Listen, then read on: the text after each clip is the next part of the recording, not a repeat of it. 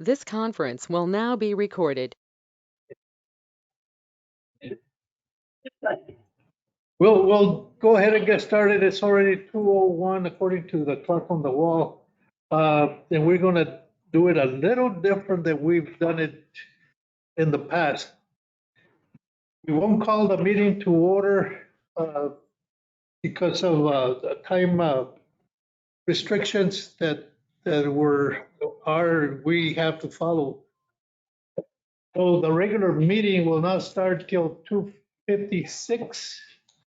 And so that'll give us time to be able to address the non-action items, starting with item number 15.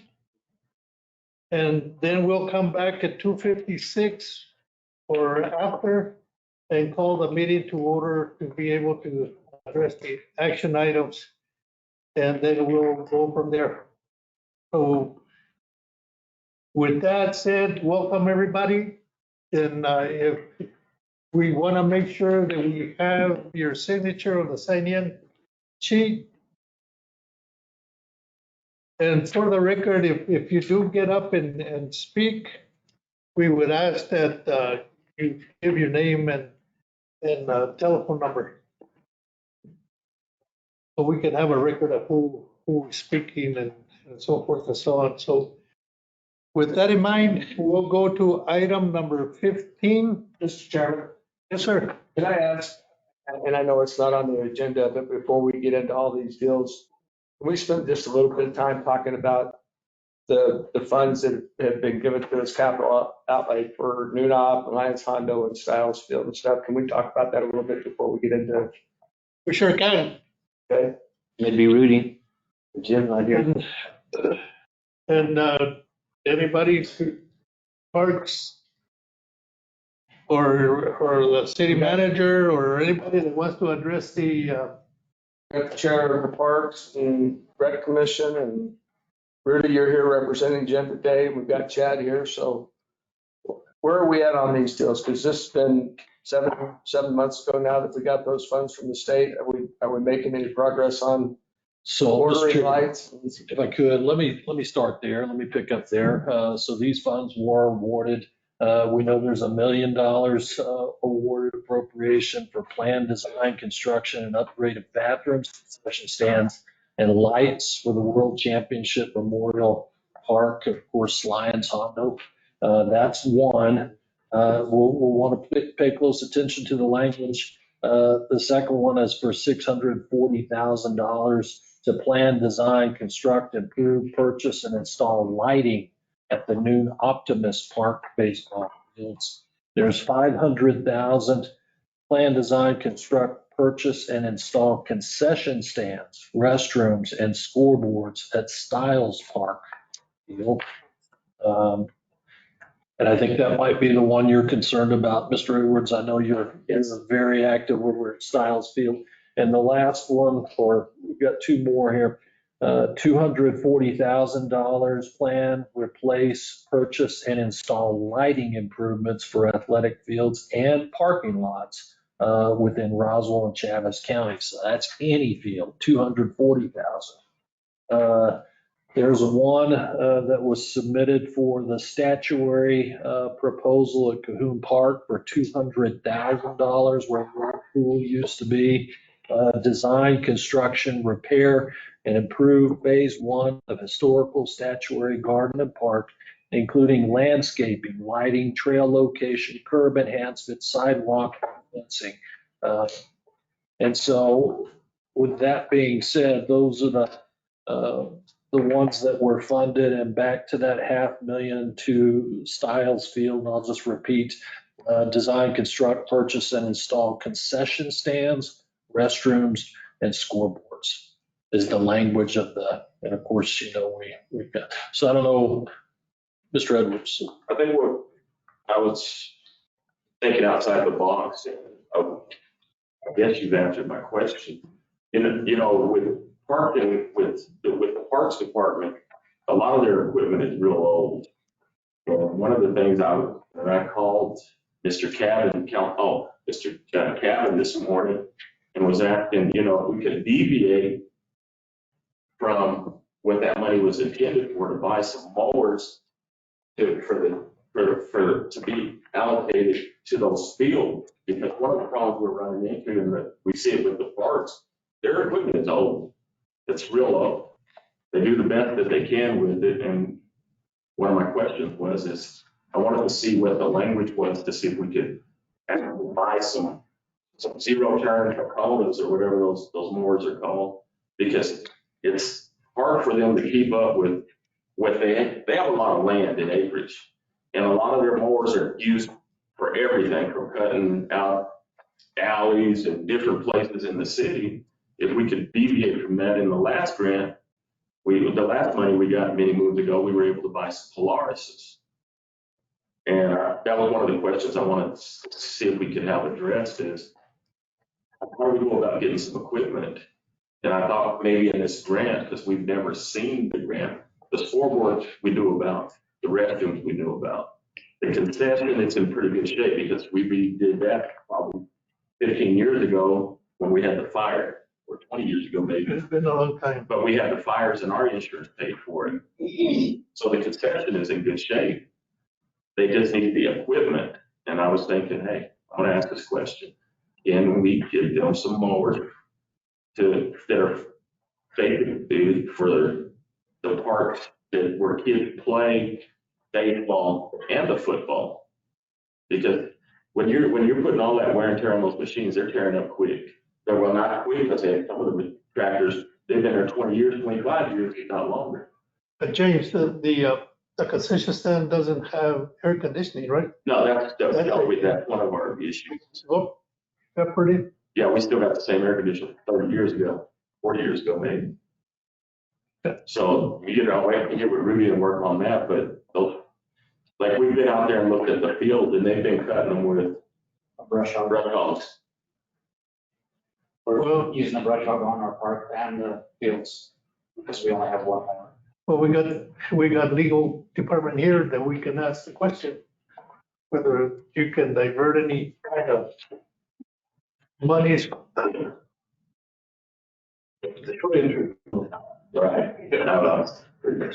If you read it, it's kind of cut and dry, but, so I guess one of my questions really is that 7 months into this deal, whether it's Lions Hondo or Styles or Nunop or any of these other projects, where are we at in ordering? Where are we at in design for because I know the Lions Hondo deal is going to be a whole new redo on that concession and bathrooms there, because those have been the same since we were playing Little League, I think, huh, Doc? So do we have the design going on? Mr. Chair, Councilor Cavan, I talked to Jim Burris this afternoon about that. And so we have not appropriated, or we have not encumbered any of these funds at this point for these projects. What I'd like to do, and knowing that Jim's had a hip replacement and is trying to get him to recover and not go too hard. But Get him running. I'd like to get with James McCornack and go out and visit each one of these sites and put together a priority listing. Certainly would like to have Rudy's input, Mr. Chavez, in terms of what they're needing. We know that mowers are a big deal, not just with parks, but with golf as well. And so we've asked to make that a priority. Now, we're looking at big mowers typically. And the problem with those, it's the same problem you see at the school district, is getting those things here in a timely fashion is not always the best. All procurement and go through the whole rigmarole. And I can't remember the answer to the question on the zero turn motors. Rudy, do you know the answer to that one? Have we ordered some of those? No. Okay. But I'd like to do a priority list based on these grant awards with our engineering department and go out and make sure we're getting the restrooms and the air conditioners and the things that really need to be fixed. Well, just make sure that we've got about 6 months to make sure that we have these funds.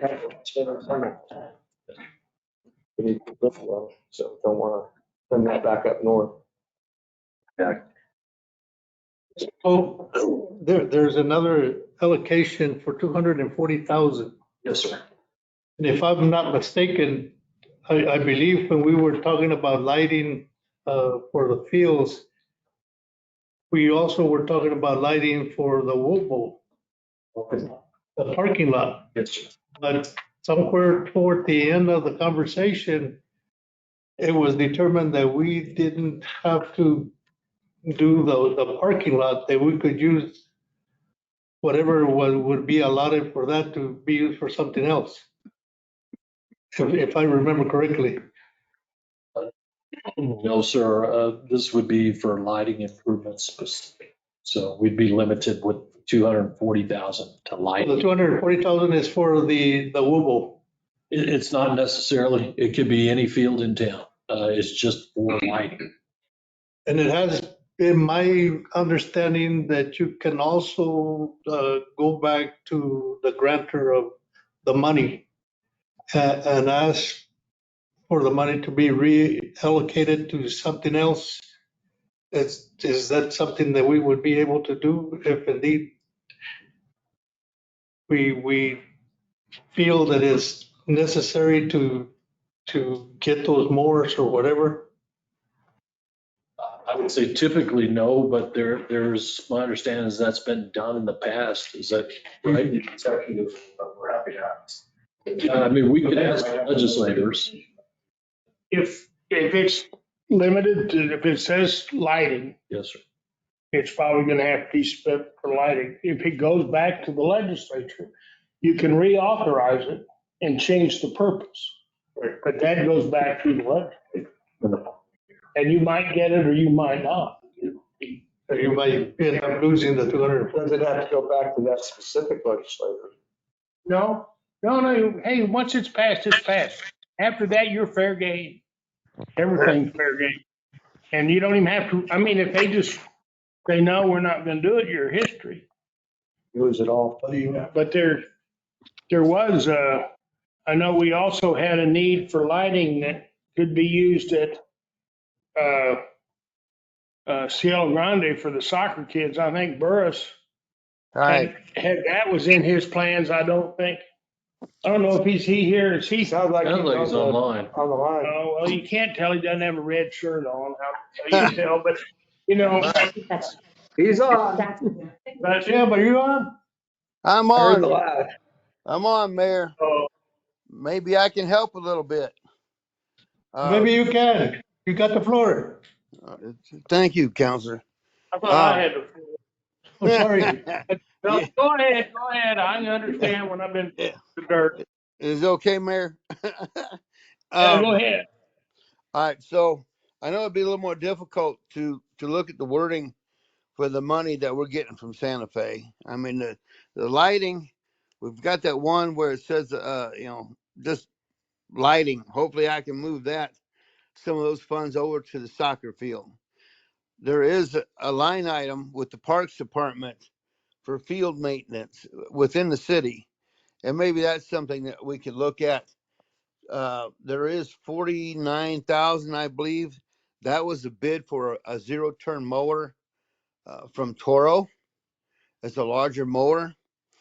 And then John Deere, hopefully next week, the week after, he'll be calling me and he's bringing some equipment down for everyone to look at, at which point we'll be looking at the legal side of lease agreements before we spend millions of dollars. Maybe we can just look at leasing some of this equipment and turn it over that way. So Toro doesn't have a program like that. They go to an outside bank, whereas John Deere with their combines and everything else, they're a little easier to work with, I think, leasing equipment. So we have been to the ball fields. We have looked at the lighting.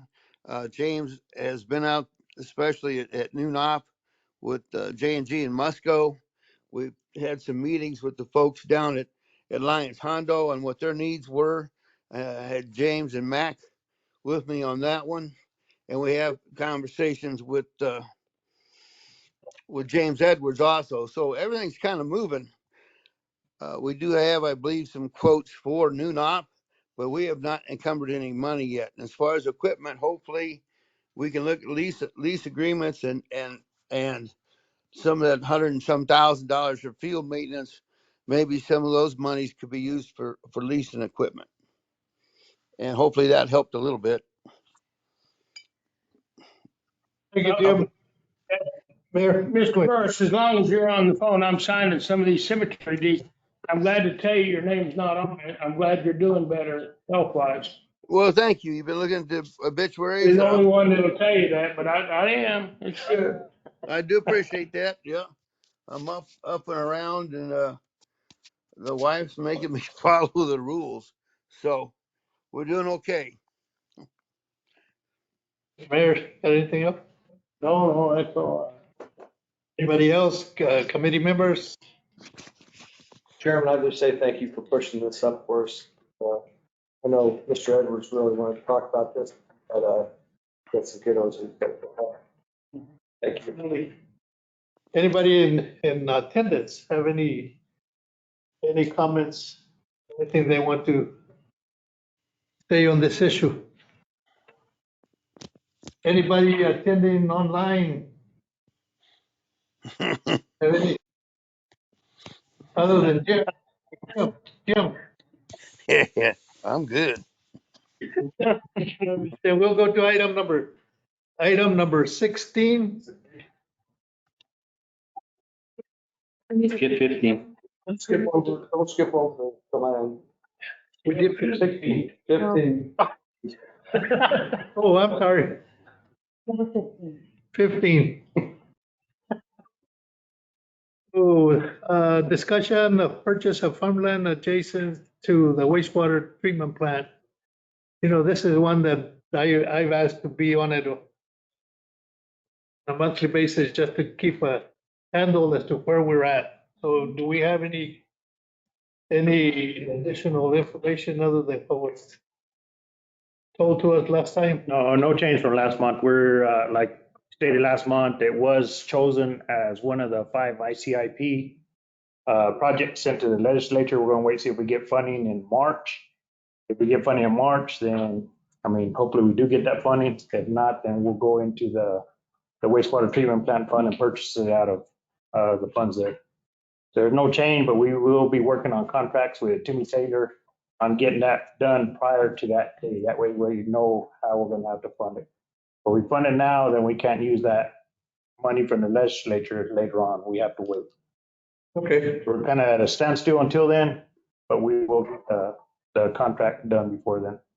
We'll get with Hess and get something drawn up and get that put together.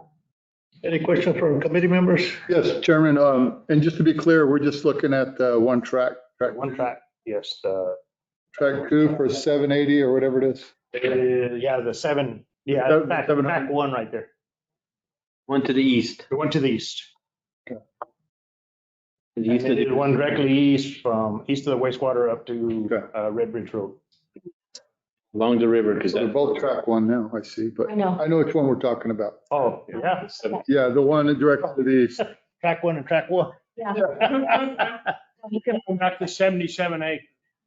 Yes, 77.8 acres. Yeah, and it's like 70. 752,000. Yeah, Right around. perfect. Okay. Any other questions? Keeping it on our radar, though. Thank you. If not, we'll move on to the next one, item number 16, Community Block Development Grant. And I asked to have this one on there just for discussion purposes because the one that I am concerned with, and I think that the section of town that would qualify would be the section right off of Railroad Street between Railroad and Garden. 6th, 7th, and 8th Streets. And so I'll let Mr. Nahar go into more detail into this one. Mr. Chairman, Mayor, and committee and councilors. What he's talking about is the CDBG grant, the Community Block Development Grant. I'm going to give you the short version of the process. For any project, you have to have public hearings. And people attend and give what they want for the projects. So that's how we solicit the project request.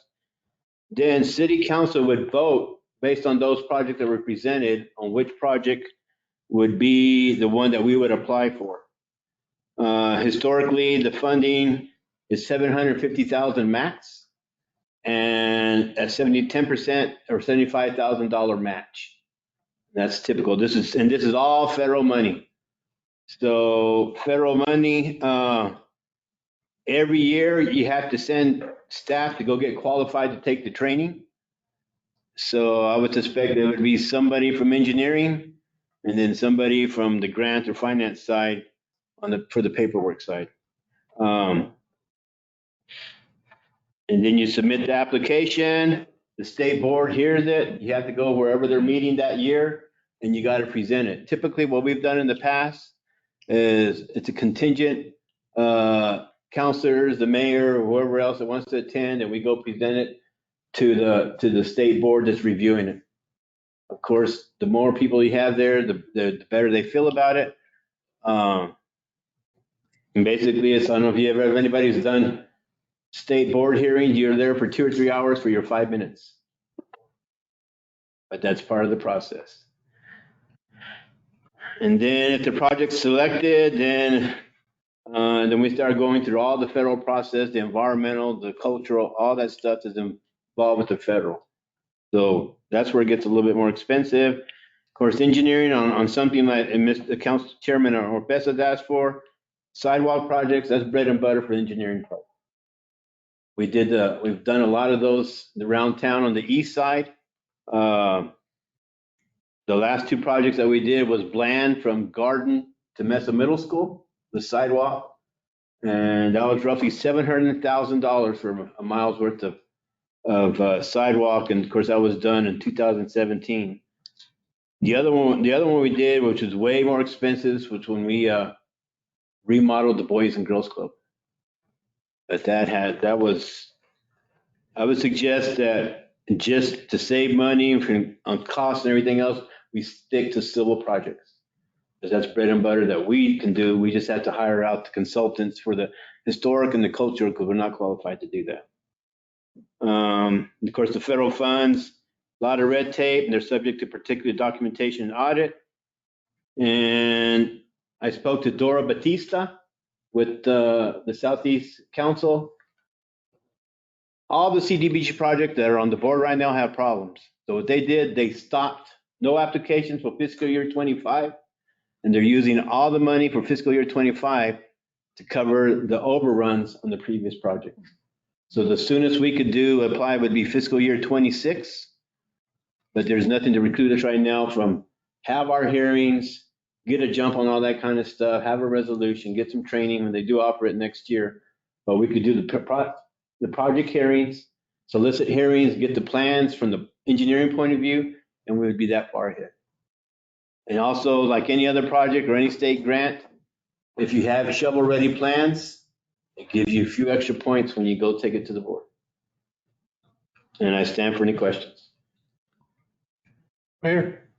If all the projects that they did in Prior to this year? prior to this year, 23, I guess, were so far overrun, are they gonna raise the price? I mean, 750 is not that much money when you look at it. It's a lot of money for a mile of sidewalks. But, I mean, it's not enough money if you want to do anything else other than, it's complicated. Now, I don't know, I guess your engineering company gets 10% or something like that for just drawing up sidewalks. Or can you do it? No, we can do it. That's what I say. The bread and butter projects Your guys can pay for it. we can do the survey. We can do all that. You can do it in-house. That's why I say anything that we would do to CDBG, my suggestion would be water lines, sidewalk and road that we can design in-house. That's what we What do. is bridge? These culverts, where they, like on Lee, that couple $1 million. Yeah, it was 1.8. How much was Mescalero? 1.7. I'm just looking at, we've got Penn and Richardson and The next, Walnut. All 3 of those streets are so narrow, they don't have. yeah, and based on the New Mexico Department of Transportation bridge ratings. The next bridge is the Elm Street Bridge by our pad over there on the East Second. The next bridge they want to do is Atkinson by the zoo. And then the one after that would be the Pennsylvania one there by the old Yucca Center, just south of the old Yucca Center. Let's not do the Atkinson Bridge for a couple of years, okay?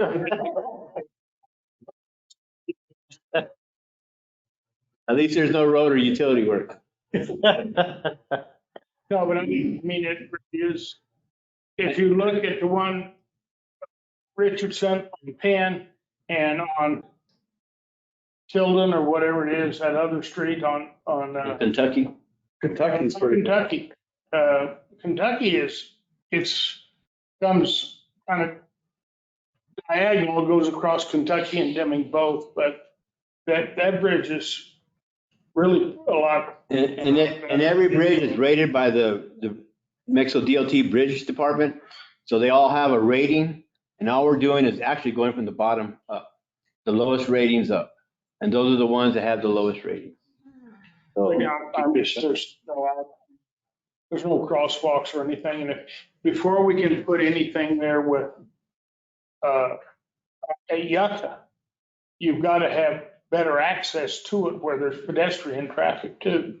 And you've got 3 streets that stop us from doing anything to Yucca just because of the bridge access. well, each bridge is going to be, right now they're 1.7. Give it 2 years, they're going to be $2 million a piece. So we're building the same bridge over and over. We're just building box culverts. It's the same rivers, Spring River, it's the same river, Hondo River, so, Same capacity, same. yeah. That's why I just wonder why we have to pay all that design each time. I mean, you're going to use 10%. Well, we did the design on the bridges. The only thing that we had to hire out for was the cultural and the environmental. But engineering did it in-house. The one on Mescalero we didn't do because that was a rush job. And even a rush job takes forever to get built.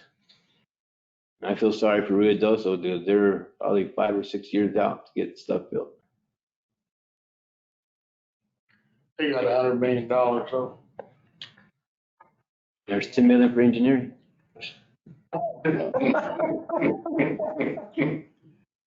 Anything else on this issue? And if not, we'll go on to the next one. Number 17, consider proceeding with flood insurance assessment. Okay, so, Mr. Chairman, Mayor, and committee members and counselors, I don't know if anybody's really paid attention, but we've been part of FEMA for a long time, since 1982.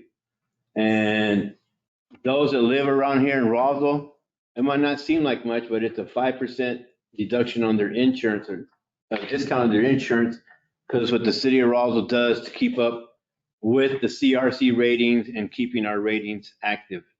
By default, I'm the floodplain manager. Just so I'm looking into the future. Linda Allen is already getting her certification and been attending the training, so she can become a floodplain manager. But Roswell is one of the very few communities in the state of New Mexico that has this rating. So to continue our rating, of course, it's FEMA, so the rules change all the time. Now we have to do some public outreach, and that's what Glenda's gonna describe to you. It's not that hard. Since we're already part of the program, we're sharing it with the infrastructure. We could share with any other committees if they would want to. It doesn't have to go through council because it's just stuff that we're following the requirements with FEMA. So Glenda, will you proceed? Sure. Okay, just like Louis just explained, so we have been participating with CRS rating system since 1982. To keep a CRS rating, it's you have to do a lot of activities, and so based on those activities, you have points that you can accumulate. So right now, the city of Roswell, we've been holding a 9, and I just kind of put these PowerPoints together to kind of show you we are only one of 11 communities in the whole state of New Mexico who participates through this program, which is a FEMA program. I'm going to go to the next.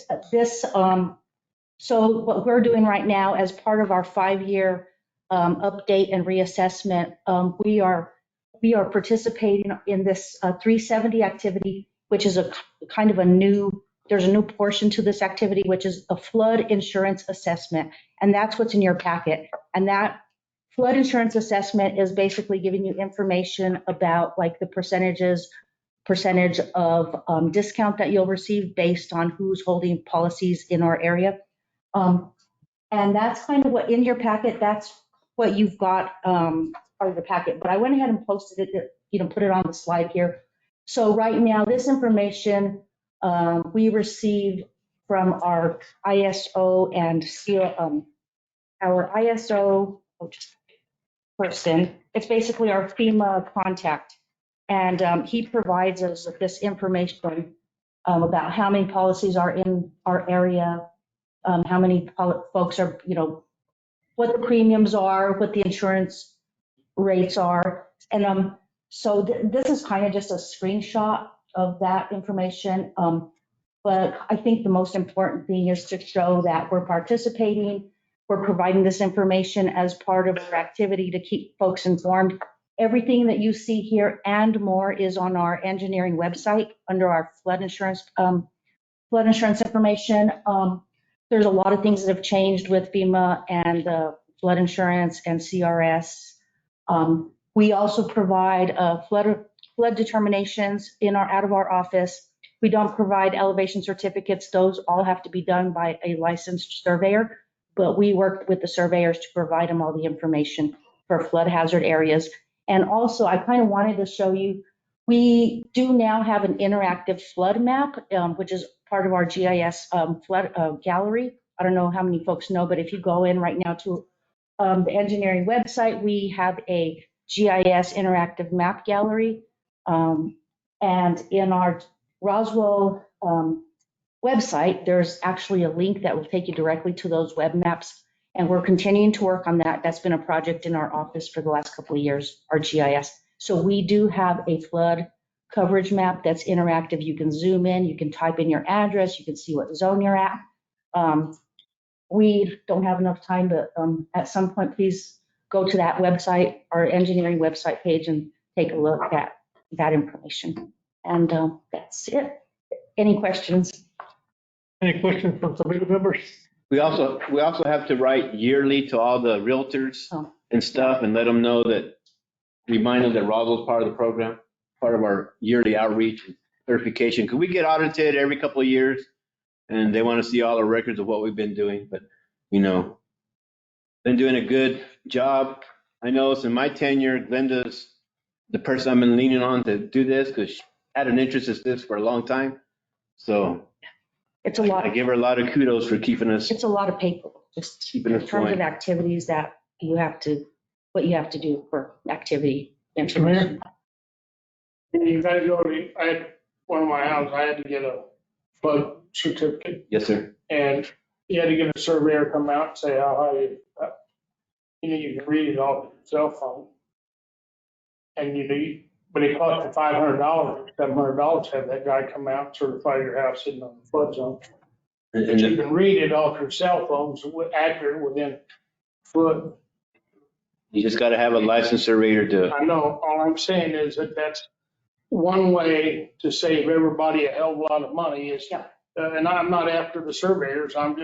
It's just fact. It's silly because for 40 years, I've found survey posts at the ranch just off of my cell phone back when there were 8 satellites and you take 3 of them and it'll point you within 30 feet of that stick. And it's been that way for a long time and the elevation's still the same. It hadn't changed a foot, So it's just an antiquated way they do things that the phone can tell you. I would just like to add to that, Mayor Jennings. Yes, and so as part of these interactive maps, they also provide base flood elevation. So you can say, okay, like you said, you can see your elevation, but they provide base flood elevation so that if you're 2 feet above that base flood elevation in terms of building, you're going to be in compliance with any flood insurance requirements. Just a FYI. And so they need to just, you might, I know you're busy, but you might put that in your deal, that the stuff that's available online. She attends a regular training statewide. I don't know, I mean. Yeah, and then she can bring that up. Modify what the hell they're doing, because it's, The other thing is, as part of your building permit, when you build something, and a lot of people don't realize, you should get your surveyor to verify what you built to before and weather incident happens. And that's part of it. They want before and after shots, which I can see where they're coming from because it protects their insurance value. But yeah, I'll have her bring it up at the next state meeting and see what the response is. Yes, sir. Committee members, do you have any questions? Committee or counselors that are not on the committee, do you have any questions? Anybody in attendance have any questions? Anybody online have any questions? And if not, then we'll go on to the next one. Next item is item number 18, open discussion of 8th Street citizens petition for speed bumps in Tennessee. Okay, in your package, you have a petition for speed bumps, humps on 8th Street. If you haven't driven it lately, we're taking two kinds of speed studies. We have the loops on the ground. We also have the radars, which radars also produce data. If you look on your packet on page 118,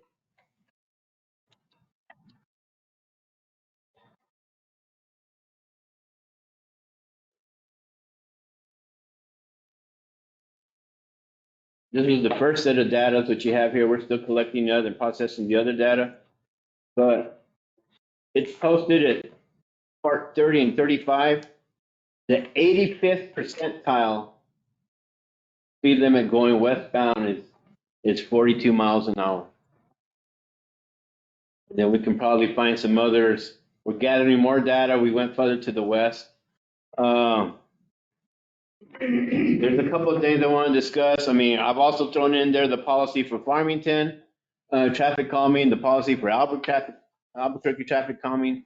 If you remember, I shared them with you in June. I shared them with the mayor and committees back in 2018. Nothing's really happened. You leave it up to me, which is fine. It's all within my purview as the city engineer to decide what gets it or what doesn't get it. But city of Farmington, Albuquerque, I was speaking with Hobbs today. Nobody puts speed humps and bumps on collectors or main roads. Okay, don't do that. You do it in residential. Speaking to Todd Randall today, he called me with some other stuff and we deviated about this. In his 20 years, only 2 residential neighborhoods have qualified based on all the petitions and everybody wanting it for speed bumps, and that's residential. So, I mean, I understand this. As engineers, and it might sound kind of mean, but I've used this terminology before, we can't sign stupid. You know, stupid, lack of respect, that's what it is. So we can put all the signs we want, we can do all that. They'll work for a little bit, and then people just forget about them, and then they keep on going. This becomes an enforcement issue, and I understand PD is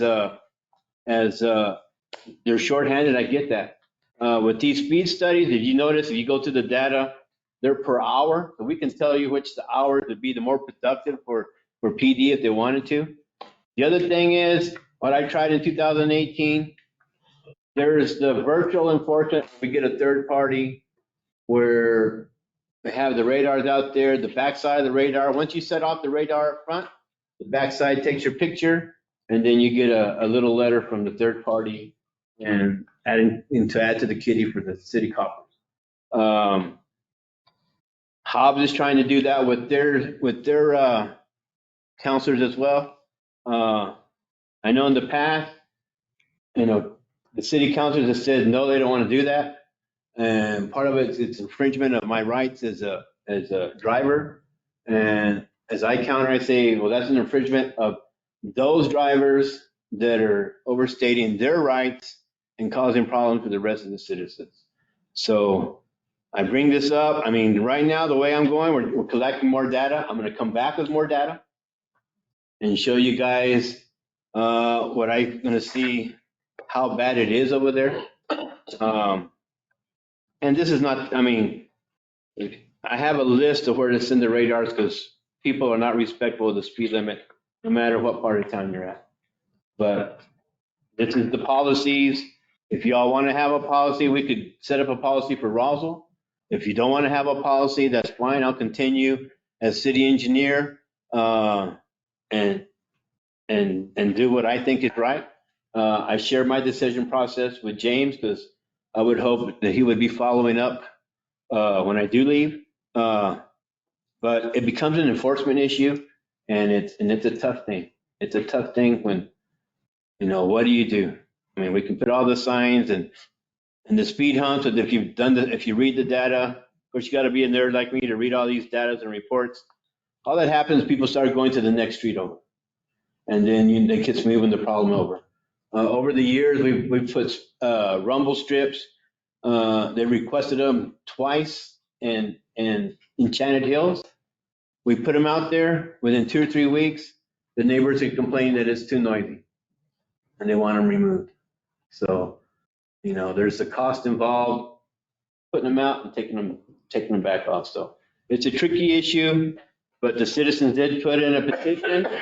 We are following up with the data. We'll collect data, and we'll come back with more data. And I mean, I'm open to suggestions. Is anybody in attendance here because of this issue, to address this issue?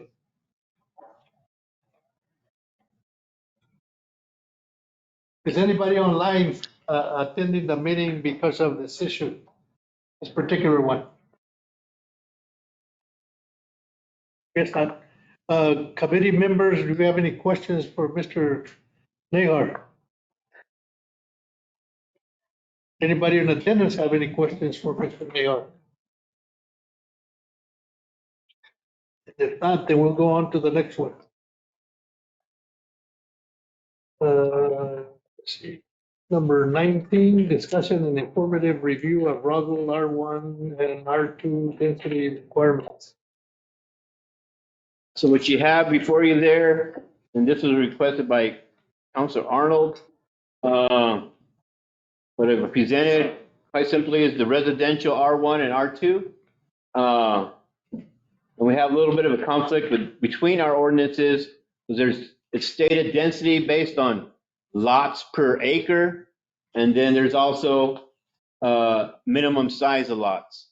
So what we did, you see the Roswell, I went to Lubbock, who I think most of us agree is a little bit more modern and up to date. They have the unified instead of the code, this unified code development.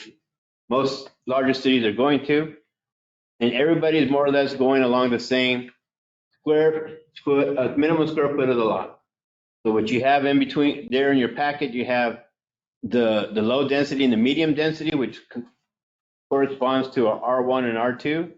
Roswell, along with Lubbock, we have like the low density, which I call the estate lots, which are usually 1 acre or more. So, Arnold, do you have anything? So of course, once I actually learned about this, there's a couple issues we have in working with the Affordable Housing Group. We're trying to determine ways to create more opportunity. And I think clarifying the language in our zoning code is imperative so that we can make sure that our developers have access to solid information. We don't have any issues. I see this truly benefiting, especially as in clearing up the language, it does actually increase the ability to utilize our acreage better. And so I think this is going to actually benefit our affordable housing issue. And so the Affordable Housing Group is definitely working to ensure that we create opportunities for development. And so that was why I kind of saw that. Plus, I'm not a big fan of information that is confusing. And this is very confusing. I also did not address this, but I think I'd mentioned or asked, but the word net acreage is only used in this very sparingly, and I think in these two sections under R1 and R2. So as this moves forward, I think it might behoove us to consider removing the definition, since there's only two areas. If we remove this, then the definition as well should be removed, because it just seems fitting of proper verbiage. And then, it's pretty well stated in Article 50. So that was kind of pretty much my thought process when the city attorney kind of informed it and showed this to me. My brain just clicked. Anything we can do to actually start addressing our affordable housing crisis. And this is informational only because any changes to the ordinance would have to go to the P&Z committee, and then it would go into council for final ratification or amendments. Yes, sir. If you change that, would that change all the places that we've already approved? And if you change the R1 and R2 definition for places that subdivisions we've already approved, would that allow them to change their definitions? Which would be different from what the people were talked about when we passed that subdivision? That's a good question, Mayor. And all the subdivisions that I've dealt with and reviewed, we never paid attention to lots per acre. We always paid attention to the minimum lot size. So by law, it would, but by practicality, I would say it wouldn't.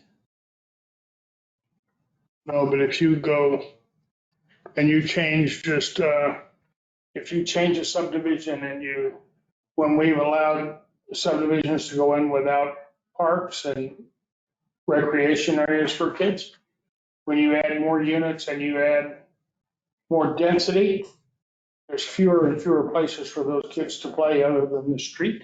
Yep. And it makes a huge safety difference. Okay, what would have to happen, let's say Nahar subdivision. I see this and Nahar subdivision is 12,000 square feet lots, okay? Nahar subdivision would have to take it to planning and zoning to change it. It doesn't automatically just change it. You would have to take it back to planning and zoning and do that, so. I just look at the Oaks that was there, there's very little places for people to play, for kids to play. And your backyards are small, no alleys and all this stuff when they go on a lot. So there's very few places for kids to play other than the street. And when there are no basketball goals, there's nothing where the kids play, they're gonna play in the street. And so if you add more density to that, then you increase the chances of a safety problem happening. And that's what scares me on some of this. Well, I appreciate what you're saying, and I'll take Enchanted Hills, because that's one of our newest ones. Enchanted Hills, if Cahoon wasn't there, it falls all within the unified, but the other. If you think about it, where are the parks in Enchanted Hills? So if I may add as well, because I actually totally support Mayor's concern on that. But, the information we're gathering from the affordable housing group meeting that we had this morning is that we don't even have a place for our children to live. Renting houses, available housing. So that is actually where my concern is our numbers are low on available housing. We have the Reno or the Roswell Air Race is coming in a year. Our growth facilities is exponential. So in my book, we have an affordable housing crisis right now. Give us a year. And at this point, that is where my concern is, because the people that are on that housing group are working daily just to find people a place to rent, much less a place to buy. So every piece of land and any opportunity we can have to have a developer come in here and be able to fit 2 more homes, that speaks volumes. And that's kind of where we're at in understanding I absolutely support making sure they're safe and having a place to play. And we can definitely work with Mr. Burris and making sure our parks are available. But my biggest concern is affording developers the ability to create more homes so that we can free up rental homes, because we don't have any of those. So we're limited, very limited. Kevin? Oh, Mr. Chairman, just remind me real quick, what are the square footage of the houses that Mr. McDaniel's building just up the street? He's building 5 of them on that area. What is the square footage of those lots? He's under R3, that's the downtown area. And I believe the 4,500 square foot minimum. Okay. And I think he's doing 3 lots there on 13th and Richardson. And then 2. Yeah, I haven't seen the one on 7th, but He's building 5 houses in that area. yeah. And That's at least 4,500. yeah, they're smaller lots. I think they're not even 50 foot. They're barely 50 foot frontage. Right. But they're under R3 because this part of downtown Gotcha. was different. For 3 on 12th Street and 2 more on Richardson. I think there's 5 houses right there, and that 3 were on 12th, and those were the 50-foot ones. And then the ones that were on Richardson too far were they were like 75 feet apiece, as I recall, because you had to go through the backyard with one with sewer lines to get to the middle houses. And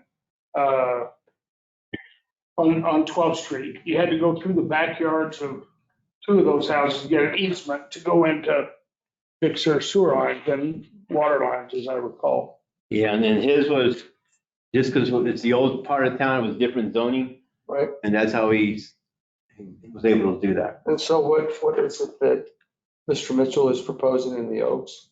You say 1,200 square or 12,000 square feet? Okay, so they're bigger than the minimum what we have right now. Okay. I think they're like 9,000 and 10,000.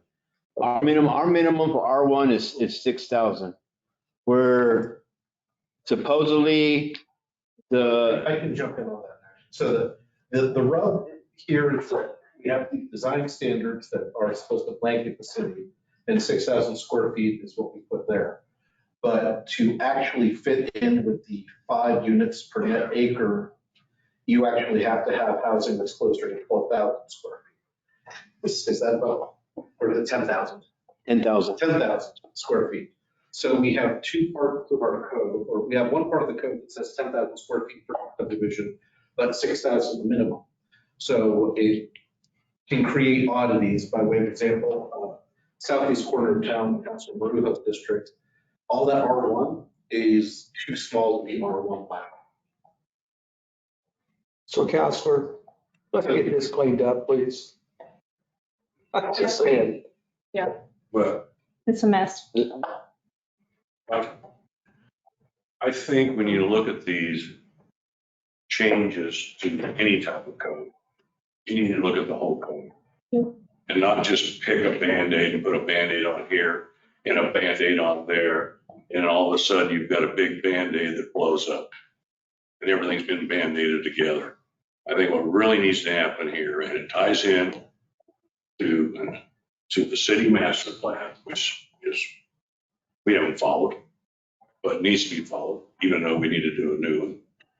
But how does this fit into the city master plan? We don't know that because we haven't followed it. And so we've got mixed use areas that were in the old city master plan in 2016. We haven't done any of the mixed use areas to talk about affordable housing. We haven't done any of that. So to pick a Band-Aid and just fix one little item of the zoning code, I don't think is the right thing to do. I think you've got to take the whole zoning code, which we've talked about, that needs to be attacked and readdressed and brought up to modern times and to what life is. 6,000 may not be the right. In some areas of the country, they're putting them on 3,000 square foot lots and they're going up. Well, maybe that isn't what we want, but those are the ways that you create some of your affordable housing, not just on just 6,000 square foot lots. That doesn't do anything, in my word, from taking it, it just doesn't do anything.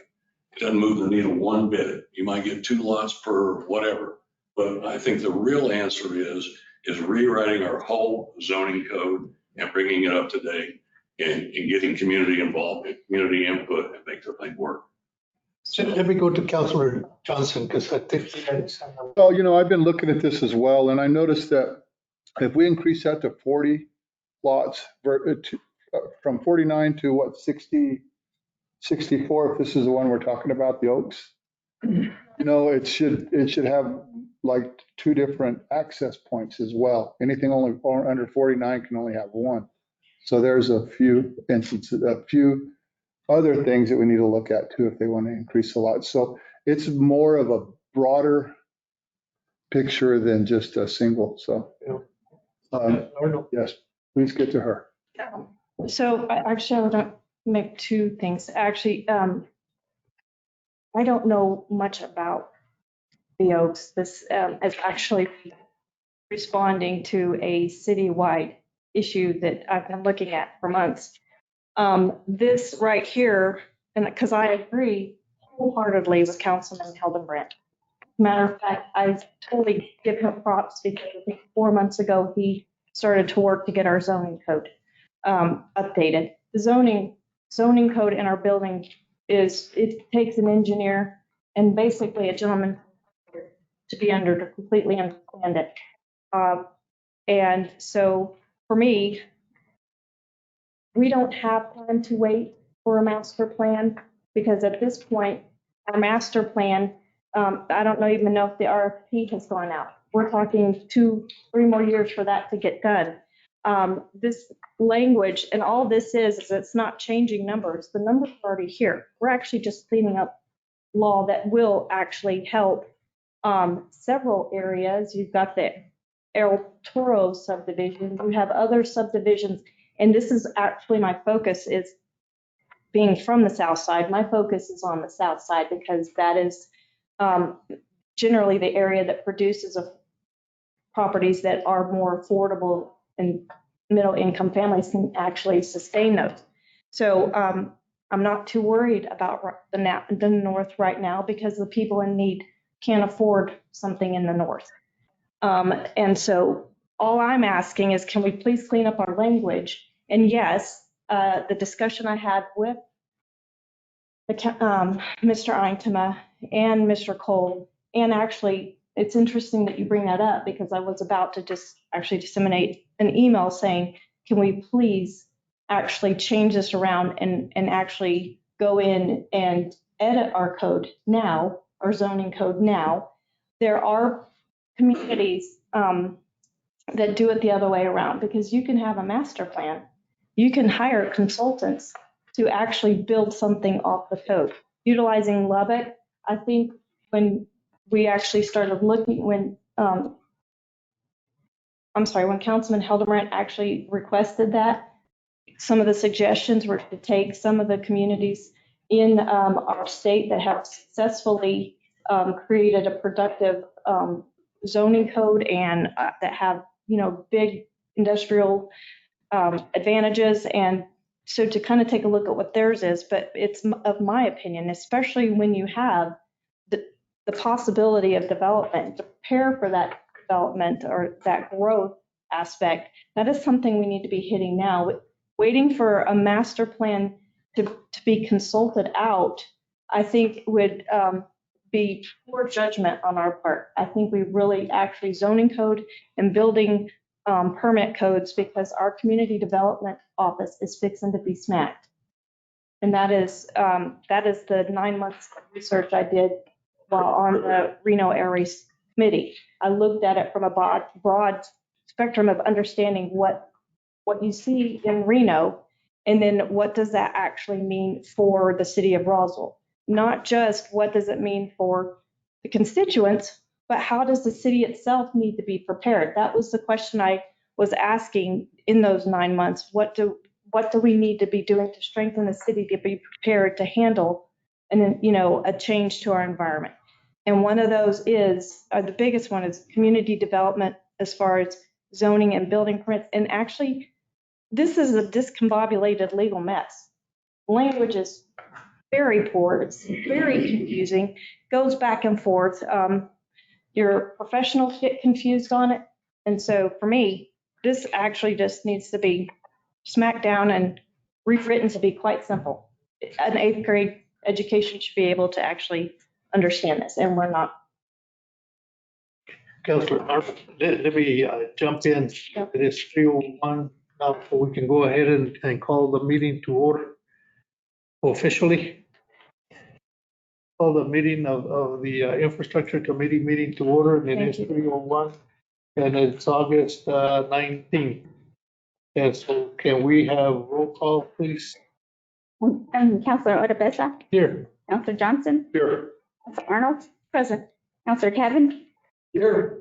Councilor Moore. And can we go ahead and we'll continue with the discussion, but let's go ahead and approve the agenda and minutes. Mr. Chairman, I'll make a motion to approve the agenda. Second. Got a motion and a second. Any further discussion? If not, all those in favor signify by saying aye. Aye. All those opposed, motion carried. And can I have a motion? Motion to approve the minutes. Okay, we have a motion to approve the minutes as presented in a second. Any discussion? If not, all those in favor signify by saying aye. Aye. And those opposed, and motion carried. And so we'll go back to finish the discussion that we were having on item 19. Yes, sir. Item 19, and then we'll continue from there.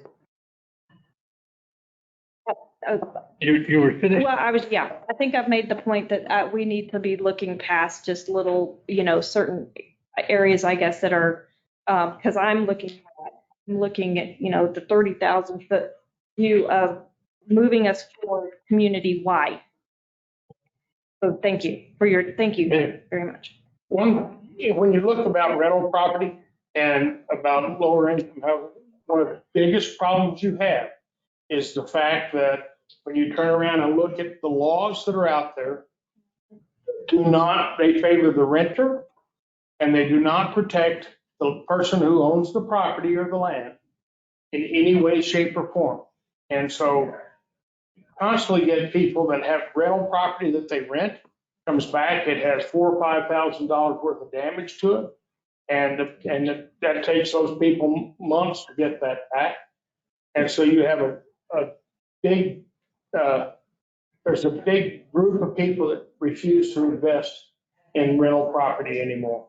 And you've got to come back, somebody's got to come back and make the rental properties where there are some protections in there for the person who owns the property, and for people who do damage and walk out the door and leave it, there needs to be some levels of prosecution. And that's one of the biggest problems that you have out there, is the damage and the lack of protection that people who invest in rental properties have. And it's all over. They have absolutely no protection for somebody who just tears something up and walks out the door and leaves it. Doesn't give back the keys or anything. Are you through, Mayor? Councilor Kevin? Mr. Chairman, a couple of things. So to the mayor's point, and I don't know if it's something that we can do as the city of Roswell with ordinances to try and protect those people that take on those risks of buying property to rent. It is a real problem. There's no ifs, buts about it. But if you have to follow state law, then that's a real issue when it comes to that. So we have to get our legislators in Santa Fe to be the ones who fix those problems right there. To the points that both Councilor Arnold and Mayor Pro Tem Hildebrand have made, we've got a real problem right now, and it wasn't created by us, but we need to solve it. Okay, and we can't wait 2 years or however long it's going to take for a master plan. We've got to rely on our Harvard graduate over there and Miss Jessica wherever she's at to get us where we're in a good place so that we don't have another attorney who's going to pick apart what is going on here.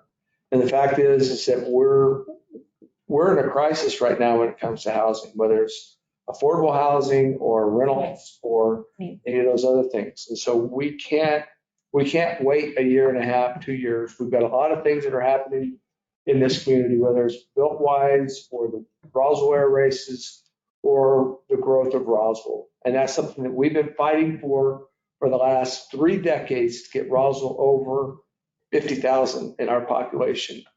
And until we become more business friendly in this community, we're not going to get to 50,000. And so we need to figure it out now as this city council, because we have an amazing group of people that are working together to get things done for Roswell. We're working well with the county.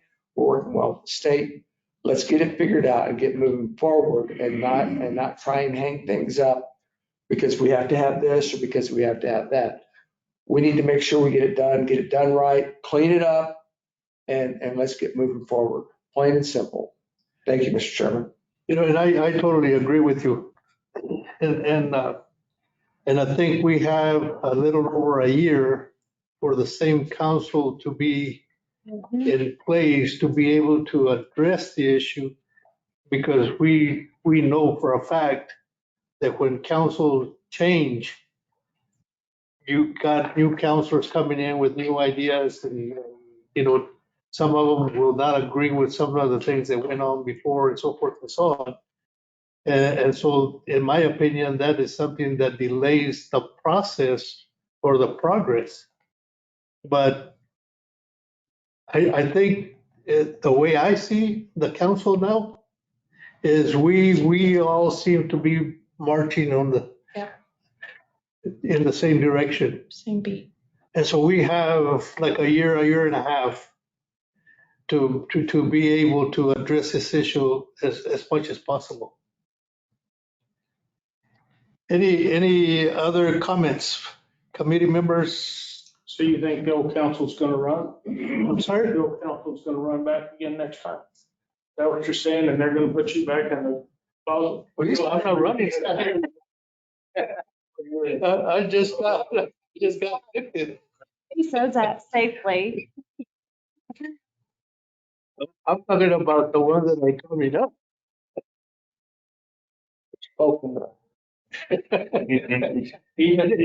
That's the closest thing to red. He's got birds in there. Got orange, so.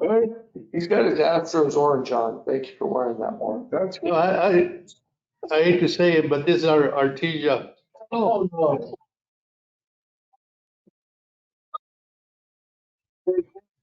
Colors. What are you talking about?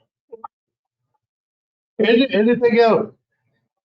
If not, we'll move on to the next item. There's two. Department reports, solid waste. You got anything or to share with us? Previous meeting, we're assisting with the water billing rates. The guidance of Chad and working with Janie and water billing. Making all the adjustments for that. 5 days, been over 8,000 accounts. You can go in manually, everything get it done. But support to Ernest has been really great about it, so it's working out really well. We're doing some advertising for the breaking down the boxes. Actually visiting with all the commercial vendors in the city and asking them to start breaking down their boxes. And I've worked with them to see if they can help based on that, based on garbage cans. Some of the in-house projects, we're just kind of looking at a couple of earthworks, we've done a lot of road maintenance as well. This one, new equipment coming in, it's gonna be 2 thunders, which should be show up in September. Got a rear loader, that's gonna show up in December, then we also have a grapple truck coming. It should be landing next month. Or we should be ready for that.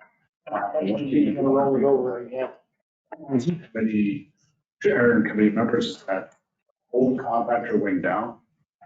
Bought in 1998, it was refurbished once, but actually it went down again. So I'm working with Becky, kind of look at some options that we can bring to the table, see what we can do. The machine appraised, I just got it before I got here. and they're priced at about $8,000. Repair, it's upwards of $60,000. Made, and it's just normal wear and tear of the machine's been. Put it out to the committee so we know we're gonna explore some options and come back to you here soon, hopefully. And your options are, that machine is a backup for our new one that we just bought.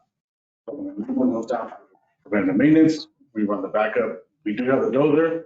The dozer does not provide the compaction that we need to create the space. So other than that, committee chair, committee members, I can answer.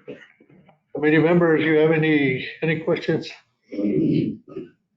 Mayor, what does it take to allow the dump to stay open on Saturday till 5? I mean, or 4:30 or something, because there's a lot of people that go visit on Saturday afternoon after they clean stuff, and if not, they'll end up at the Cielo Grande, filling up every can that's in there, and the people need to. We were directed in the past, Mayor, we have to increase our staffing levels. But right now we have assigned the landfill. We have 8 people assigned to the landfill, and they have to cover from 6 a.m. all the way to 4:30. So they have 1 hour lunch break.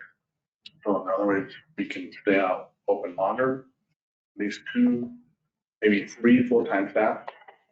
We could stay open longer. We staggered their shifts from Monday to Saturday. So we have to put that start on Tuesday. Yes, with Mondays, so that's the order we're going to cover that big gap. And keep the staff to answer your question. Well, if you only took a half-hour lunch every week, every day, you could have 2.5 hours. You could increase the length of that every week, and then, you just need to cut your lunch hour out half an hour. Monday to Friday employees have a big winter. I know, but I was just talking about you. Must be to do that. Problem solved.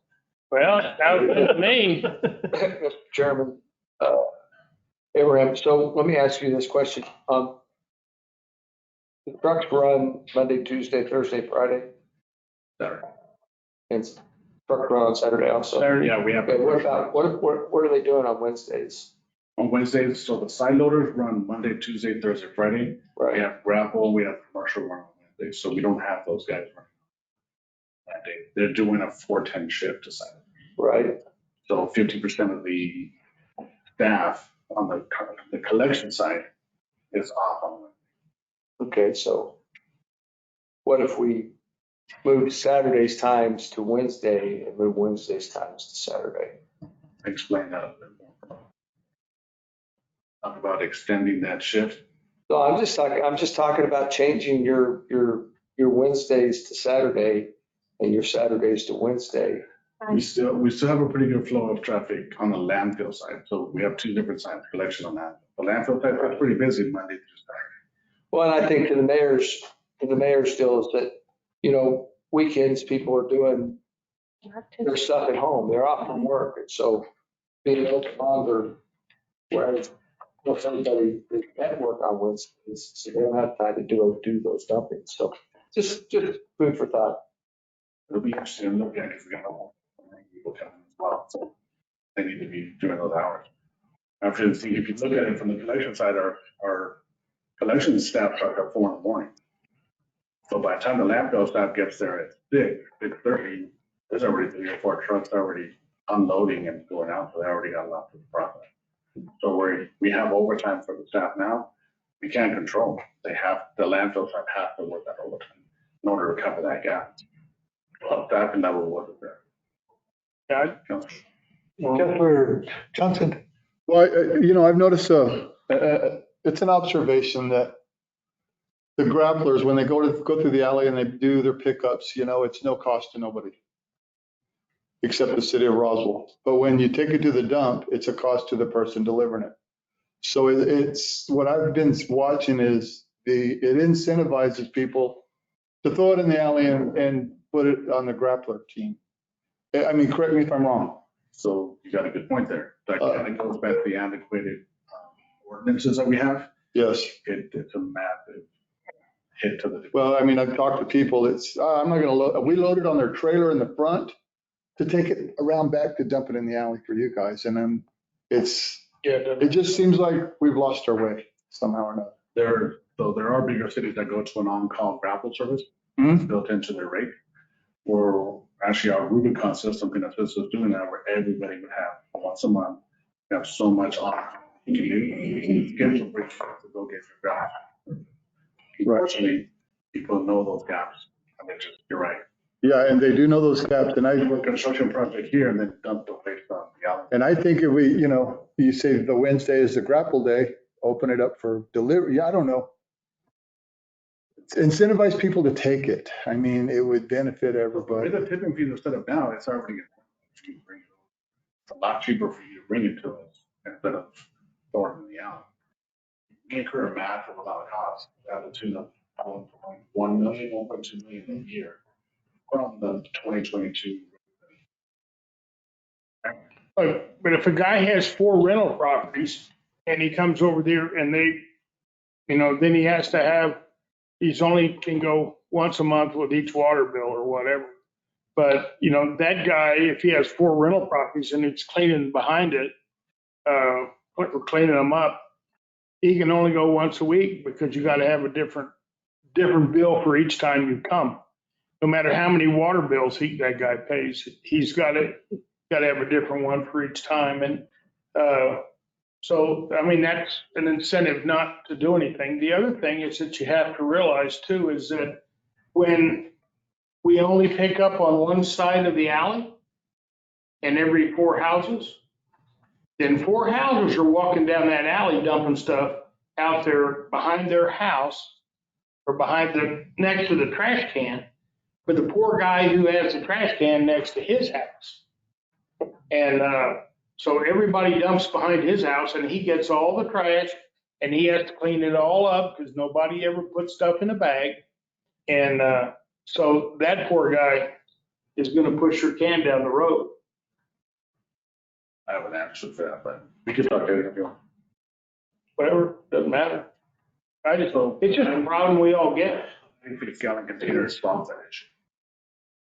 So depending on certain alleys that are pretty tight for us, the 96 gallon, you control your waste stream yourself. You're not worried about somebody else who can.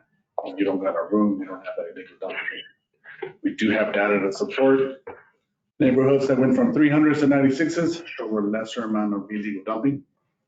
However, that's mayor council. Yeah, and then they just go over and leave it at Cielo Grande again, and there are 5 or 6 cans they got sitting out there.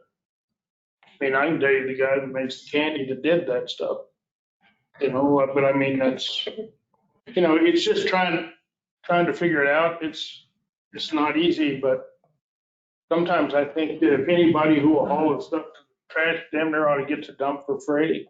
I mean, I know that's bad, but we can't. We do have some franchisees that are trying to come on board, and if I get to that point, I'd like to have a conversation with Chad, Mike, and Hatch, kind of have those franchisees help us clean up those alleys, and then we do oversight in cleaning up those alleys and also educate the neighbors. Hey, help us out, help us keep our alleys. So it's a complex issue, but it's a cultural issue as well. If we went to those 96-gallon dumpsters, you wouldn't be there all year because we'd have a lot of those cans we'd have to buy. I don't want you to go away. I just want you to work a little more. Actually, going back to the antiquated ordinance, we service Roswell twice a week when we show it once a week. So a lot of our garbage trucks are running Thursdays and Fridays. We're just chasing cans. If you look at the report, you'll see on Thursdays and Fridays, we're not picking up that many cans. People don't put their cans out as much. The day that I supported, my trucks are running eight trucks a day at 5 miles per gallon. Cover the entire city. On that Thursday and Friday, we're just driving, especially with the 96-gallon container. Next thing you'll want to go electric. Which I guess they try to power. Other than that, give it a chair at that time. Any other questions or comments? Anybody in attendance or online? First, when you come back. I guess we'll go to the next item is department report cemetery. Why do I have to turn on the phone? You can see, we've, just our typical trimming and mowing. Trimming is burning around headstones at this time. We had that little rain and we're fortunate that we had fertilized. So it really kicked everything up really hard. So right now we have our employees coming in, at 6 a.m. just so we can get a little more production out of them and keep them safe. Keep them from having to trim out there on headstones during, peak hours of the day. So they're working straight through their 8 hours and calling it a day. But when we do have services, we do stagger them and then they come in a little later and hold the services. This year, one unique thing that I've seen is that we've had 2 funerals already, or 2 services where we actually buried both husband and wife at the same time. It's tough because the opening is massive. You know, it looks really, really strange, but we have we have the hardware to set up for that. But this year, we've done that. I've only seen that, you know, a couple of times in my whole time there. But this year alone, I've seen it twice. They passed away on the same day. No, they didn't, but they passed like within Pretty close. apart. One was the day apart. Yeah. Which one? Okay, yeah. Did Yarborough. Yarborough. Yeah. They were a little further. Was the day apart. Coopers, were they buried out South Park? No, it's the one you mentioned. Can't remember if it was Cooper's or not. Ruben, can you give us an update on the columbarium? On the columbarium, we just did a second advertising because there was no one bidding on the first one. So now we've expanded to running it in Albuquerque. So that started in August 18th, and the deadline will be September 17th. Okay. Okay. That's as far as I know with that project. I'll be hopefully contacting engineering to help us out to lay out that pipe, the 8-inch deep that we want to create there at South Park. Because we do have a master plan and I don't want to lay it out in a way where in the future, probably not in our lifetime, but I'm talking about in a block that would be in the hundreds as far as numbers. Right now we're in block 73 is our highest. But I want to make sure that that line runs alongside the roadway and not inside the blocks. We can do that. Okay, and then like that, we're gonna take care of this in-house, but we'll do that during the off-season. Right now with the growing season, it's every day mowing and trimming. Thank you. Any questions from committee members? Mayor? Yeah, I was just wondering, how are we on the shelter for the Veterans Center? It's something that I'd like to ask Mr. Rogers, I believe. I have no idea on that. Yeah, well, I just wondered because we went through a crazy thing on that, on all that. I hope it all looks the same as the other one. Yeah, we had to go through a process of redesign the shelters so that they do match the casino. The council approved the funding last fiscal year, and it's in this fiscal year's budget for the shelter. We had some hiccups with the permit, but we got that worked out. And so we should start to see some progress on those new shelters very soon. Is everybody happy? Pretty much? So, yes. The veterans group was involved in the new redesign. So the shelters are being built at their. Yeah, and they are happy with that. I mean, I sit on the board of Chaves County veterans. And yeah, everybody was happy with that design. Before anybody else compares you with Abraham, you know, you do both planning, then but you have a few other flowers and other things that grow out there and grass and stuff. He doesn't have much out there.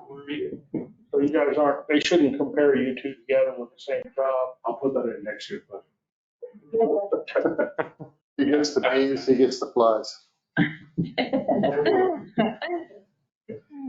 Anything else concerning the cemetery? Well, I'll bring up this issue that we had with the casket carrier. I don't know if you all are familiar with that. We talked about the cart to transport the casket. We had looked at a Toro, and Toro had told us that it would take over a year to come up with something like this. Then I found an outfit in California, Mars Cars, and said, hey, we could get you one within a couple of months, but it didn't happen. Okay, so we missed our budget year, and they just called me last week, actually FaceTime me, where they just received the material to start building it. Now, these folks do have the cart, what they're trying to make it to is to where we can carry a casket. And I mean, come on, they don't normally build casket carriers all the time. And this is, for best example, it's kind of like those carts that you see in the NFL where they put the players when they get injured. It looks something like that, similar to that. But it has rollers where your casket will roll onto it. And then it also has some housing. Now, this is something that we'll be using in the veteran cemetery to transport the casket from the committal over to the gravesite. Now, if you all are familiar with the veteran cemetery, we started closer to where the cul-de-sac area is. As you pull into your right, are casket areas. So we started, of course, with row A. Now we're up to row I, which puts us about 300 feet away from the committal. Now, service is run by 2 guys. And if you remember, it's a rule set by the council that everyone must leave before we do the interment. So this means we have no pallbearers to carry the casket over to the gravesite. So we have to transport it. And right now, we're transporting it with a mobile cart that's pulled by our staff. So what's happening is now that I just mentioned 300 feet, now you're running bigger risk of tipping the casket over or injuring an employee. Okay? Because now we're pulling that casket from point A to point B, which is a lot further. So by having this casket carrier, what this will do is if pallbearers are willing to help, we can put the casket into the cart, everybody leaves, our guys take it up to the site and back into the lowering device and easily offload with two people. Of course, we have more staff members, but you're talking about not being efficient if you're going to have tie up 4 or 6 guys to a funeral and have to sit there and wait and not do anything. So I'm trying to keep it to where it's just the 2 guys. But that is something that you would be able or should put on your budget request, right? Yes, and I asked to move that to our next fiscal year, but I don't know if it's there or not. What I'm telling you is that we didn't meet that deadline that we had before June 31st. And due because the park went out all there. I believe the purchase order is still there. Now, I don't know if the funds are there. Anything else? Any other questions? Ruben, Mayor. I don't know. I just been out there a long time watering that thing. That's a real problem because whatever weight you have, they don't necessarily tamp the ground and push it back down. If you go out and put water overnight, you can have a grave drop 6 inches. And it's going to be very difficult. You got to have something with really wide tires to go down there to keep from sinking when you go across a new burial site. You know, that's in there because they don't tamp them. You don't patch it when you put it back. And so that's going to be, and you're going to have places inside of other places. You know, you're going to have in the middle of a block, you're going to have a place to put a casket. And there's not a lot of room to turn around. We've got 30 feet every 3 rows and then 30 feet. 10 feet. 10 feet, okay. So there's a little, but that's going to be very,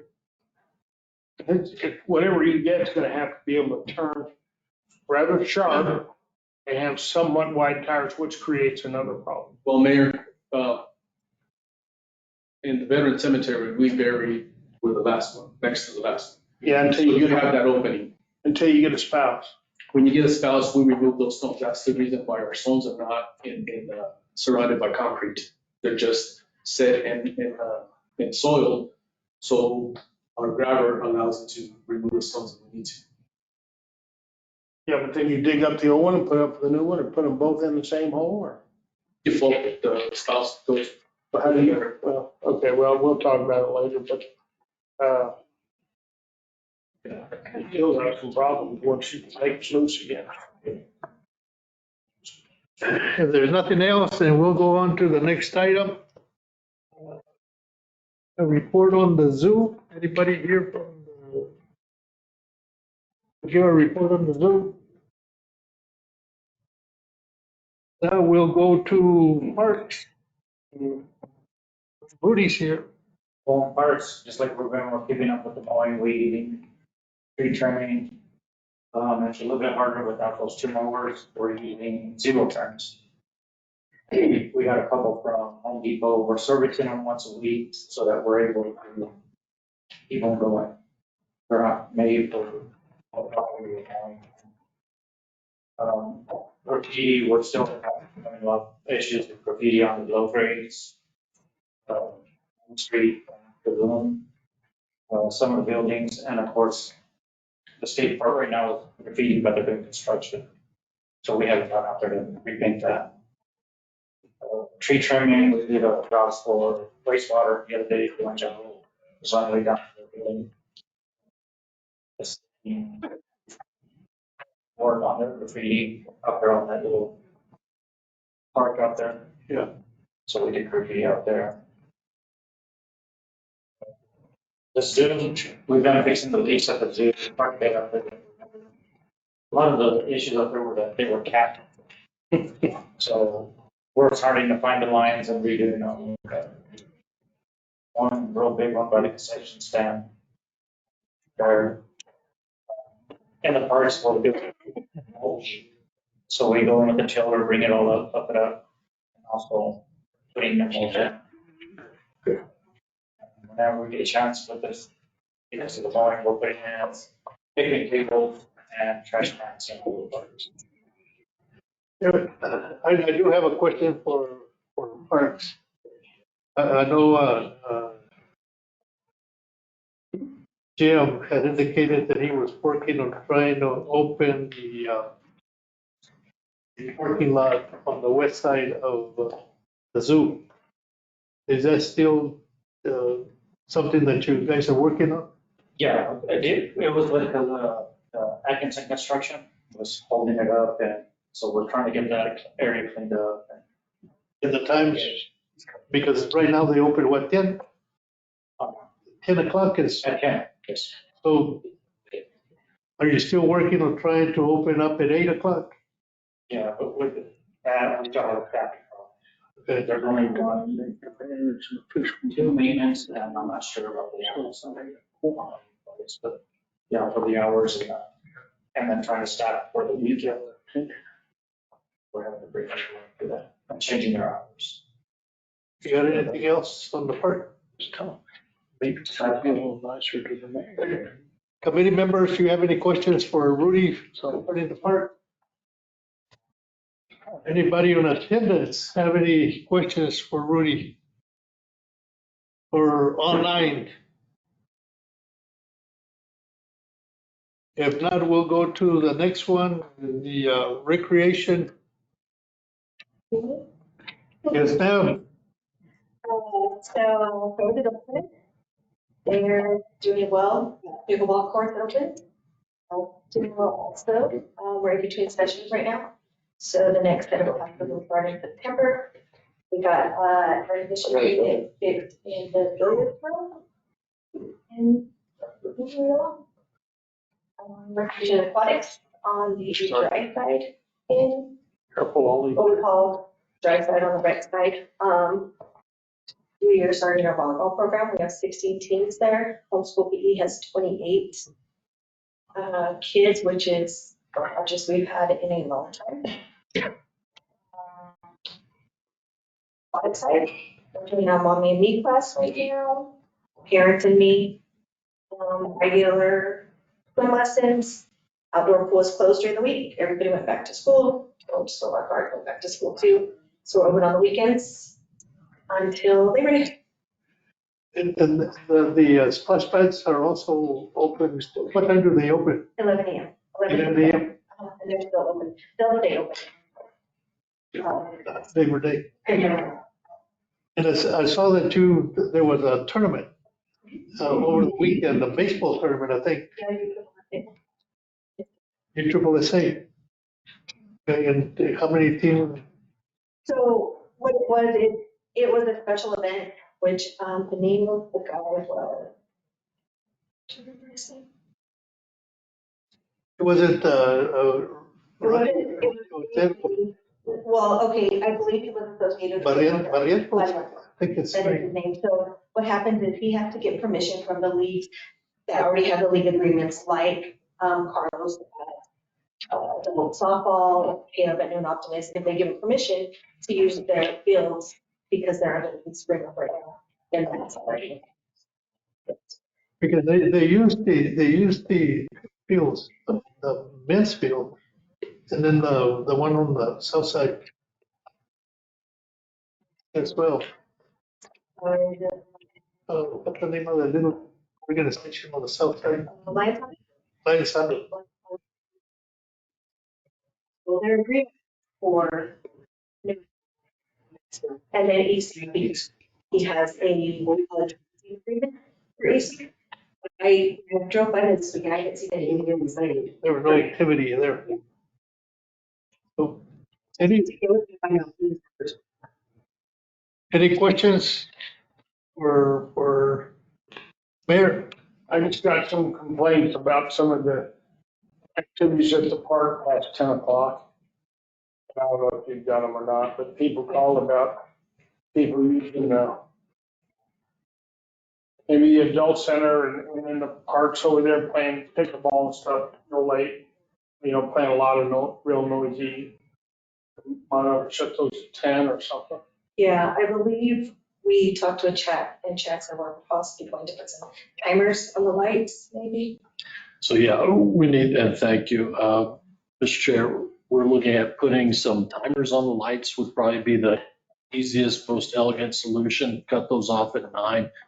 Same way at our tennis courts at Cahoon Park. Those are on a timer and those go off at 9. There's also been some more recent complaints about the pickleball sign over on 8th Street.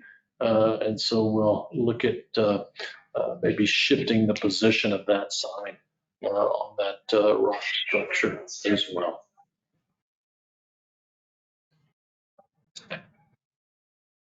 Any other questions by anybody attending? Mr. Chairman? Yes, sir. Recommendation to you real quick.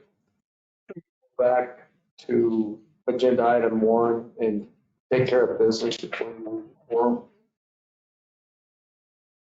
Okay, are we about ready to lose the quorum? Well, if you lose one of us, or yes, that's what I'm saying. I'm just saying, you never know what could happen in the next 45 minutes. So let's take care of business. I think we just lost it.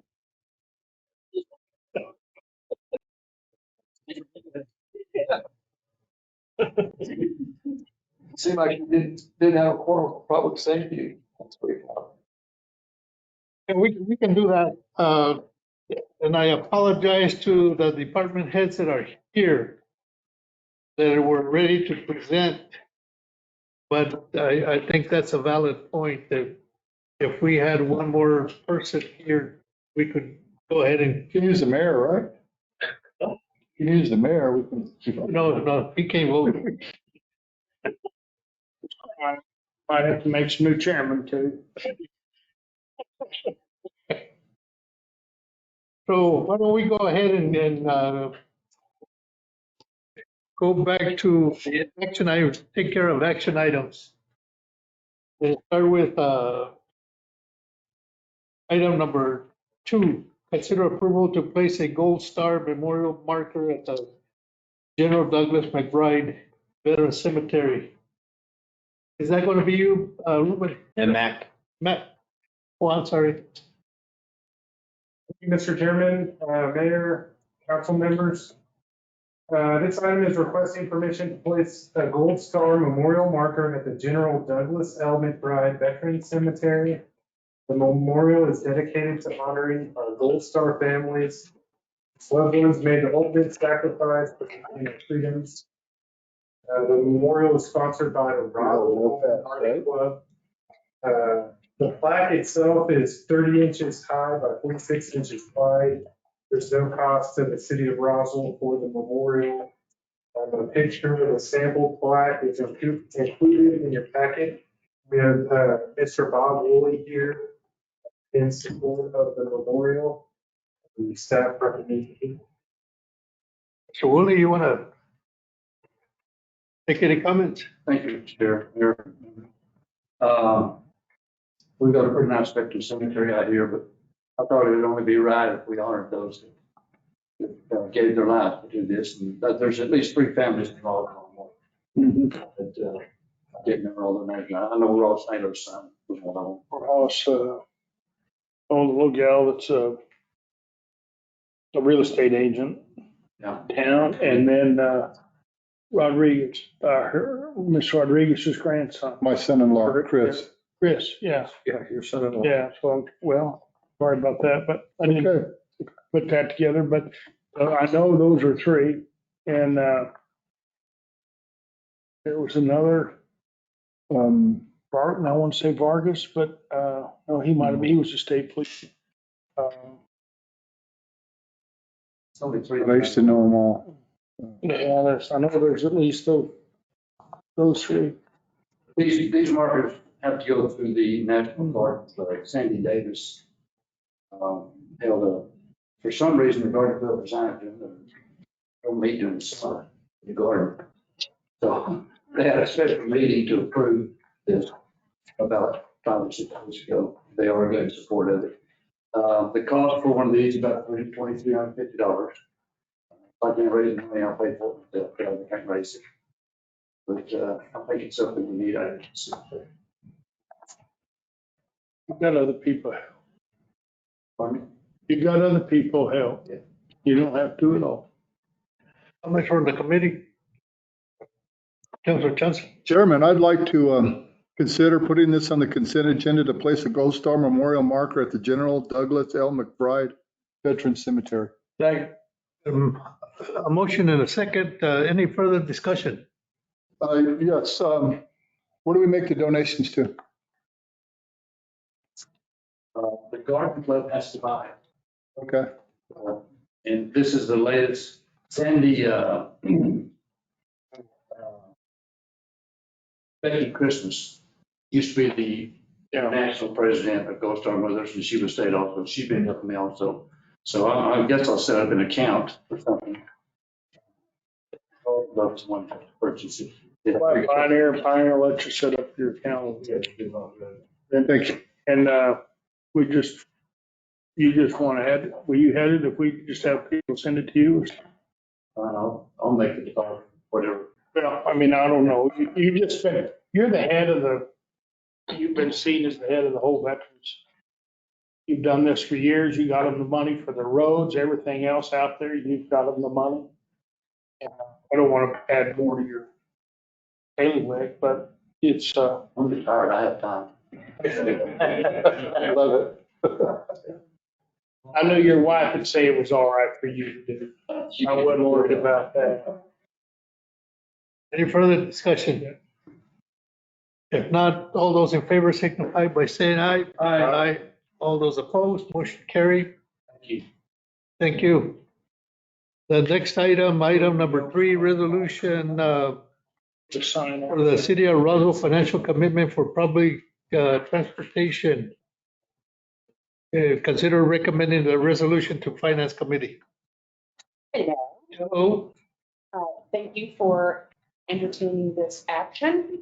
This is a housekeeping item that we have to do every single year. And I know that you've just approved the fiscal year 25 budget, so nobody wants to think about the fiscal year 26 budget. But we always have to ask a year in advance from the DOT, and then it takes them a year to make the decision. So what we have asked, and what we always do, is we ask for more from them than we're expecting to get from the city. Someday the city might be rich, and then we will get what we drop from the state. I don't know. Anyway. No, I don't know. We have 2 budgets, and so what we've asked for from them is an administrative budget request of $337,637, an operating budget request for $1,537,020, and a capital outlay budget of $478,541.42. The total local match for the city is $931,745.68. Now, this is not what you're guaranteed to spend on our budget. This is what we've asked for from the state. And so the budget that you guys approve next year is what we'll be limited to. Like I said, this is something that we have to do for housekeeping for the DOT every year. I'll stand for any questions. Any questions, committee members? Mayor? Mr. Chairman, I'll make a motion to move resolution 24-XX with the City of Roswell financial commitment for public transportation fiscal year 2026 on to the Finance Committee for adoption.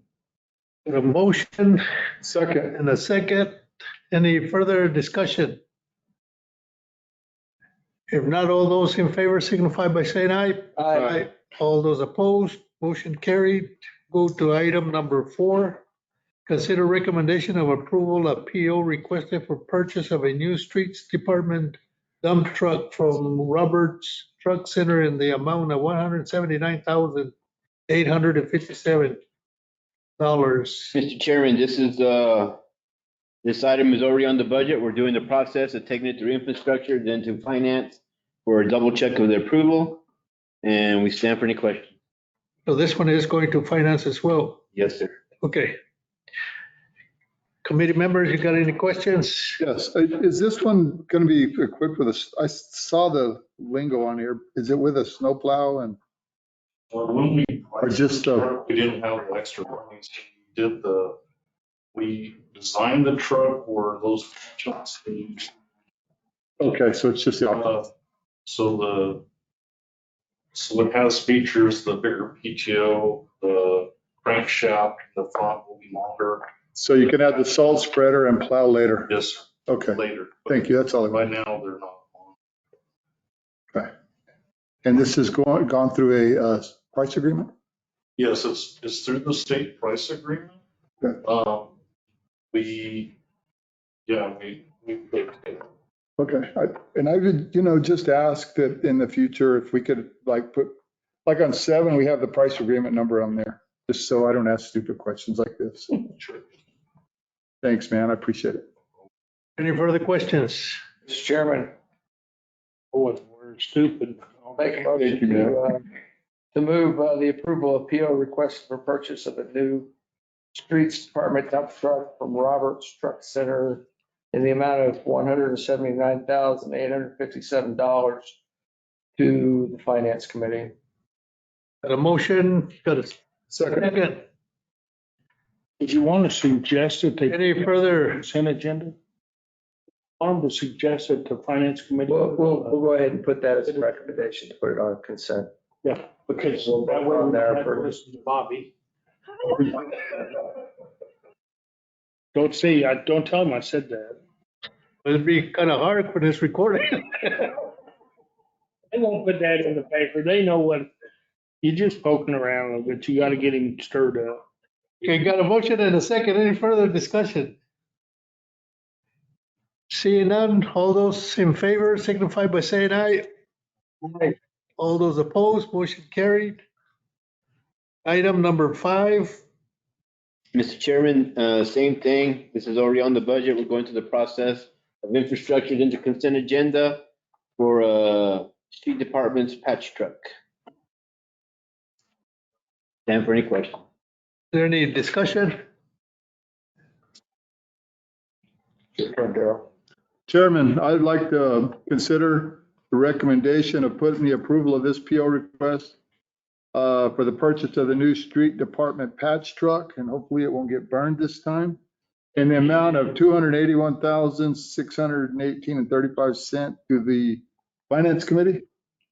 With a recommendation to put it on consent. With a recommendation to put it on the consent. All right. Sure. Any further discussions? We started. The second one come from him. Second. All those in favor signify by saying aye. Aye. All those opposed, motion carried. Item number 6, consider recommendation of approval for purchase of 2 new streets department mowers in the amount of $129,707.98. Mr. Chairman, same thing. These are already on the budget. We're doing the process of putting it for infrastructure and into finance for the double check approval. Is there any discussion? Mr. Chairman, make a motion to send for the consider recommendation for approval, purchase of 2 new streets department mowers in the amount of $129,707.98 and move for finance to put it on the consent agenda. Got a motion And a second. and a second. Any further discussion? If not, all those in favor signify by saying aye. Aye. All those opposed, motion carried.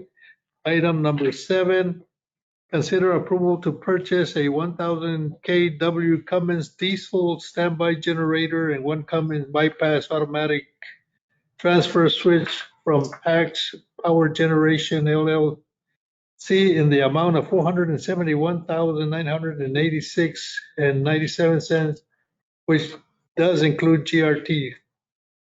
And this will be purchased using state price agreement 400000023 A lot of zeros. A lot of zeros there. Okay, Mr. Chair, committee members, this is also a budgeted item. As you know, we had our generator go down on us during the last winter storm. Lost power. We had some overflow come out, some manholes. We're very, very close to violating our permit. So this will be a backup to our backup generator. So we'll cycle them both and forward, back and forth, make sure that they're both working. If one fails, the other one will kick on and supply the power for the plant. Okay. Any questions? Comments? Your turn, Doc. Chairman, I would like to consider approval to purchase this 1,000 Cummins diesel standby generator and 1 Cummins bypass automatic transfer switch from the Trax Power Generation in the amount of $471,986.97, which does include the GRT using the price agreement. I'm not going to spit out all the numbers, but as stated, and on the consent agenda To finance. to the Finance Committee. Okay, we got a motion. Second. In a second. Any further discussion? If not, all those in favor signify by saying aye. Aye. All those opposed, motion carried. Item number 8, consider award of ITB 25-001 fiscal year 25 residential mill and field project to Constructors Incorporated in the amount of up to 1.5 million, including GRT. Mr. Chairman, we had bid opening for this project, and I'm pleased to say that the contractors were very eager. The prices dropped. It blew our engineer's estimate on the low side, but we'll always take that. The reason we're asking the budget is $1.5 million. You can see we're under that. As quarterback, I'll pull an audible with our first change order. And I'm trying to finish up the corridor of Washington. So we would take the remainder of this money and do mill and fill on Washington from Country Club North till we hit the 1.5. I stand for any questions. We got any questions from committee members? Road Department got any questions? Mr. Chairman, I'll make a motion to move, consider the award of ITB 25-001 fiscal year 25 residential mill and fill project to Constructors Incorporated in the amount of up to 1.5 million, including GRT. Got a motion and And a second. Any further discussion? I did get to move that to finance, right? I'll let them decide whether they want to put it on. Is that what you got? Yeah. To finance? Yes. Okay. Yeah. If there's no further discussion, all those in favor of the motion, please signify by saying aye. Aye. All those opposed, motion carried. Item number 9, consider PO requisitions or I guess that's supposed No, to there's two. That is correct. This item is for fiscal year 25 hot recycle and micro surfacing over hot recycle pavement maintenance operations PO of up to 600,000. Industrial Incorporated and PO of up to 400,000 to IPR Incorporated and procurement to utilize statewide agreement. Mr. Chairman, as we've been doing historically, we've been doing $1 million, prorated 600, 400 for hot recycle, and microsurfacing over hot recycle. The list of streets, proposed streets is in your packet.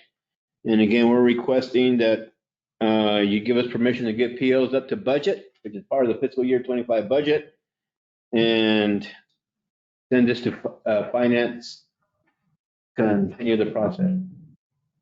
Any questions or discussion? If not, can I have a motion? Chairman, I'd like to consider the PO requisition of hot recycle and micro servicing over hot recycle pavement and maintenance operation. An PO up to 600,000 to the Industrial folks and a PO to, it should be 400,000 on here. It says 400. Oh yeah, there's a zero missing. It's in a zero. As amended with this new zero to IPR Incorporation, utilizing the statewide price agreement, and send this to the Finance Committee. Got a motion and a second. Any further discussion? If not, all those in favor signify by saying aye. Aye. All those opposed, motion carried. Go on to item number 10. Consider PO requisition for fiscal year 25 micro surfacing only up to 500,000 to IPR Incorporated procurement to utilize statewide agreement. Okay, Mr. Chairman and committee members and mayor, historically, we've been doing 500,000 a year microsurface standalone. This year's proposed streets are in the packet. We're requesting that we be able to issue another PO to IPR for standalone microsurfacing in the amount of up to 500,000 and following the process to go to Finance Committee for next approval. Is there any discussion?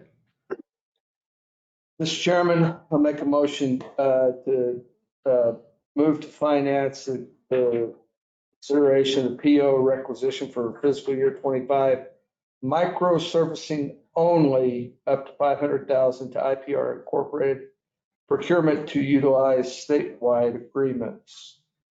I second that. A motion and a second. Is there any discussion, further discussion? If not, all those in favor signify by saying aye. Aye. All those opposed, motion carried. Then we'll go to item number 11. Consider PO requisition for fiscal year 25 Nova Ship hot mix surfacing treatment up to 800,000 to Brazier Asphalt Incorporated procurement to utilize statewide agreement.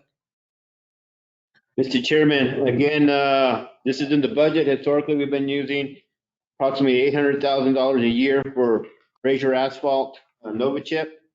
Again, as quarterback, the audible will be, we're gonna do Sunset from the relief route south to Hobson Road as one portion, and then we were gonna do a portion of North Washington from Country Club to Berendo. So what we do on the mill and fill, we'll take that savings and we'll find another collector street to do the Brazier asphalt Nova chip on. But we're asking permission to get a PO for up to 800,000 for Nova chip. And to go to Finance Committee for the next approval. There discussion?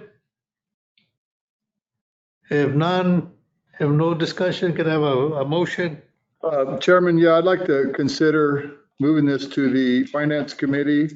A PO requisition for FY25 for a Nova chip surfacing treatment for 800,000 to Brazier Asphalt, and procurement to utilize the statewide price agreement.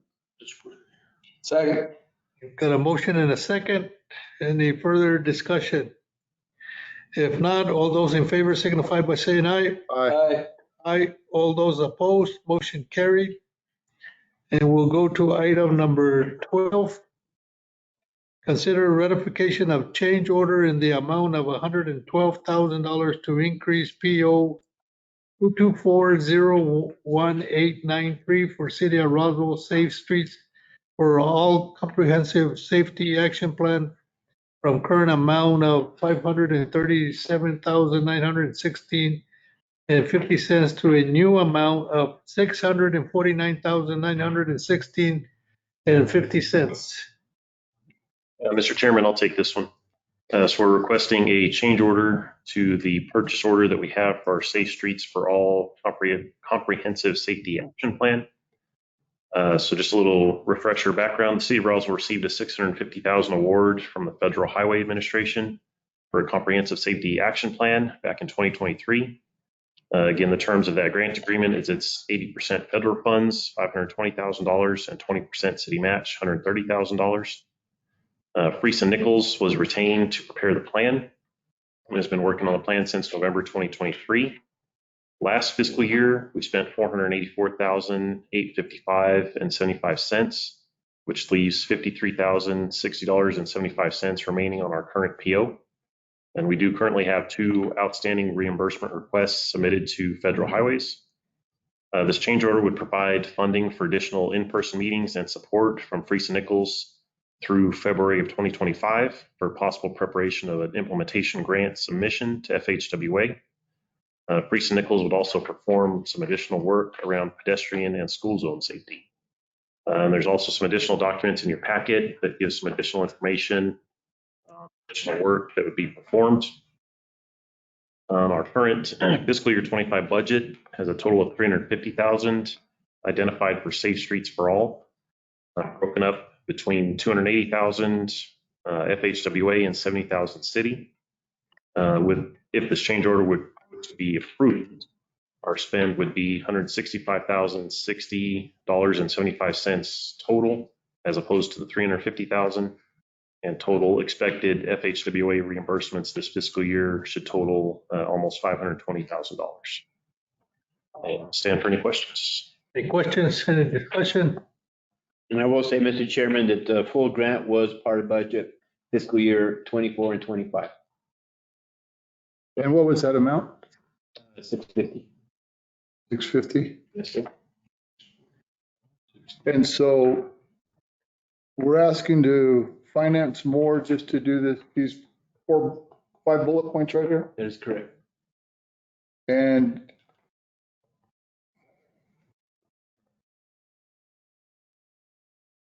if we were not to fund this, Mr. Nahar, what repercussion would that be? No repercussion. We're just trying to get more bang from our buck. Since we have a grant, we want to take advantage of the leverage that we have. And then you can see we want to focus a little bit on the schools and stuff and look at that. So we're just trying to get more bang for a buck out of the grant. A little bit on the schools and thinking of our constituents and what area would be better served. And to piggyback on that a little bit, the only potential issue is the original scope of work that Friesen Nichols presented to us. We've already exceeded the amount of in-person meetings for that scope of work. So we might lose some level of in-person support from Precinct Nichols.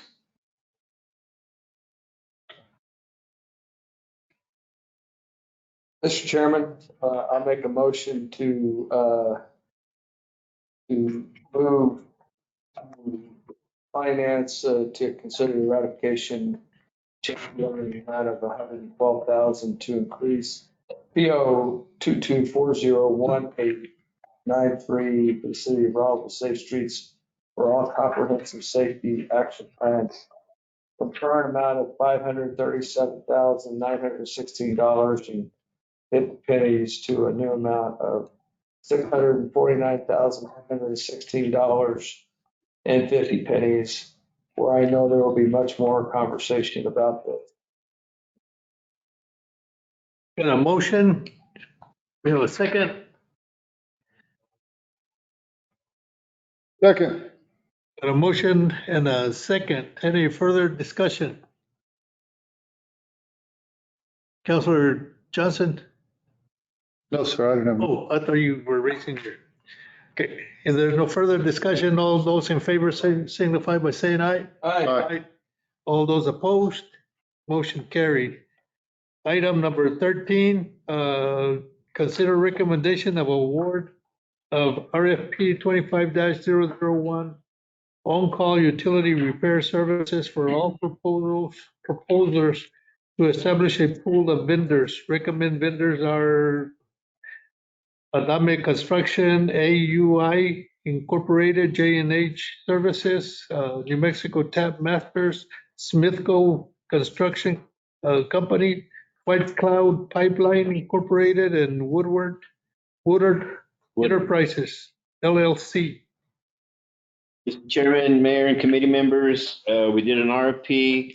We're on call. I'm going to say we were successful because we added 2 manhole specialty, one in coating and one in rehab, along with the 5 that we had.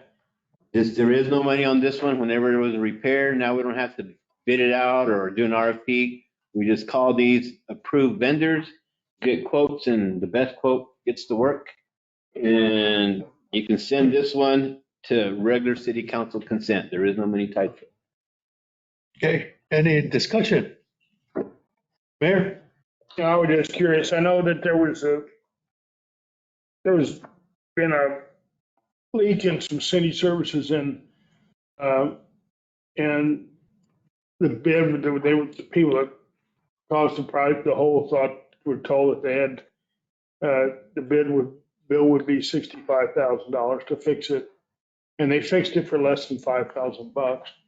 And I don't know, all I'm gonna tell you that sometime we need to look at this stuff and make sure that there's I don't know, on some of this stuff that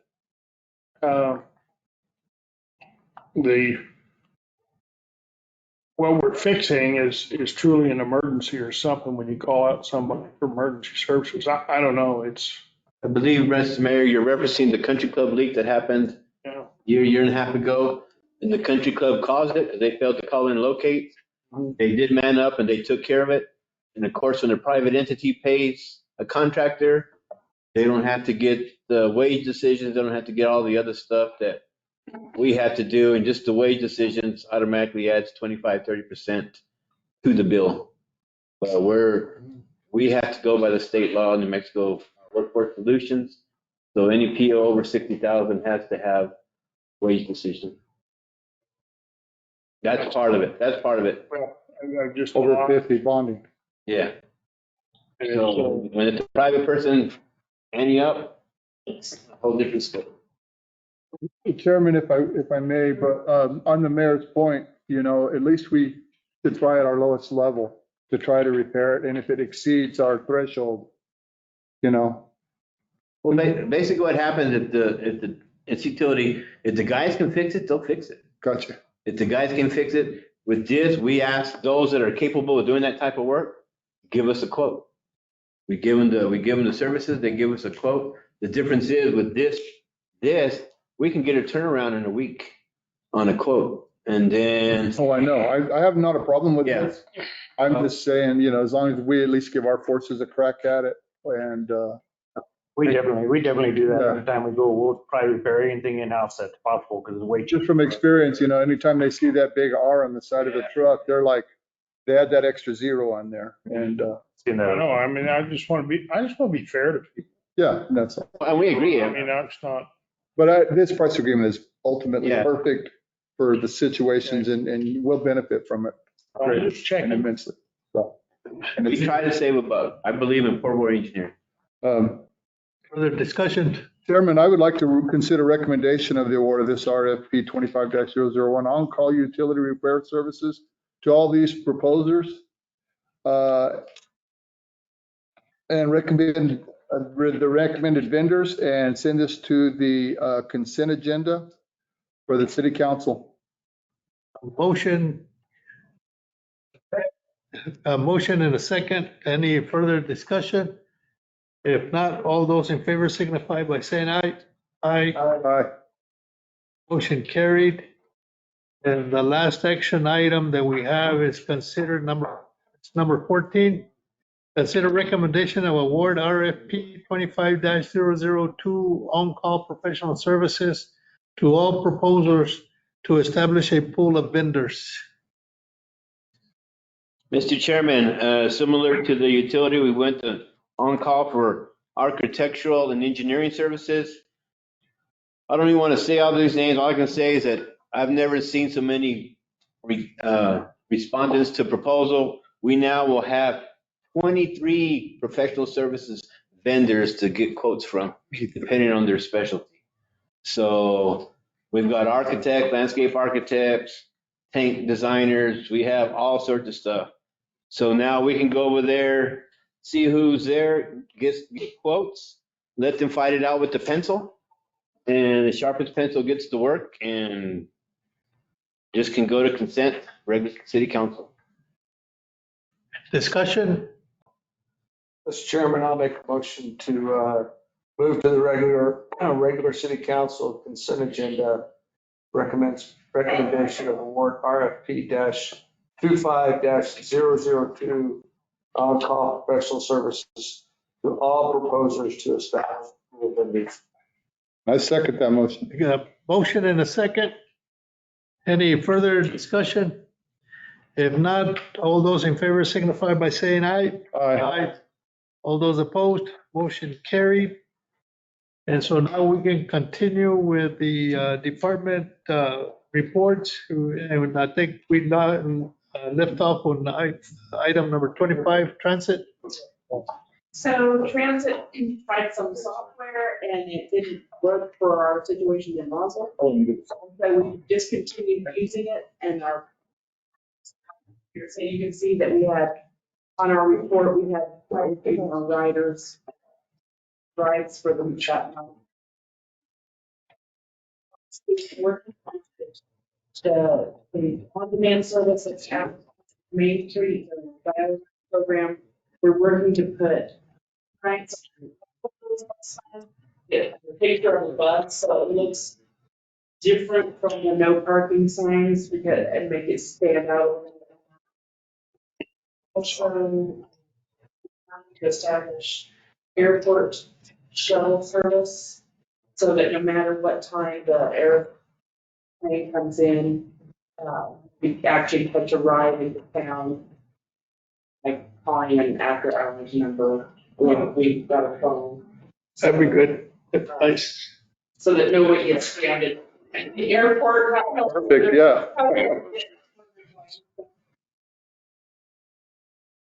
That's the biggest one. Okay, thank you. Any questions? May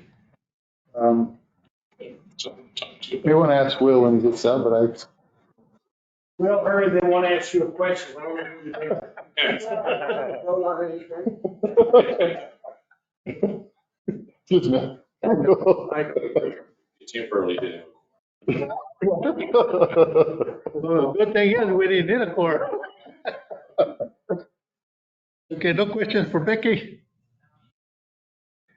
Okay, item number 26, fleet maintenance. That's your, okay.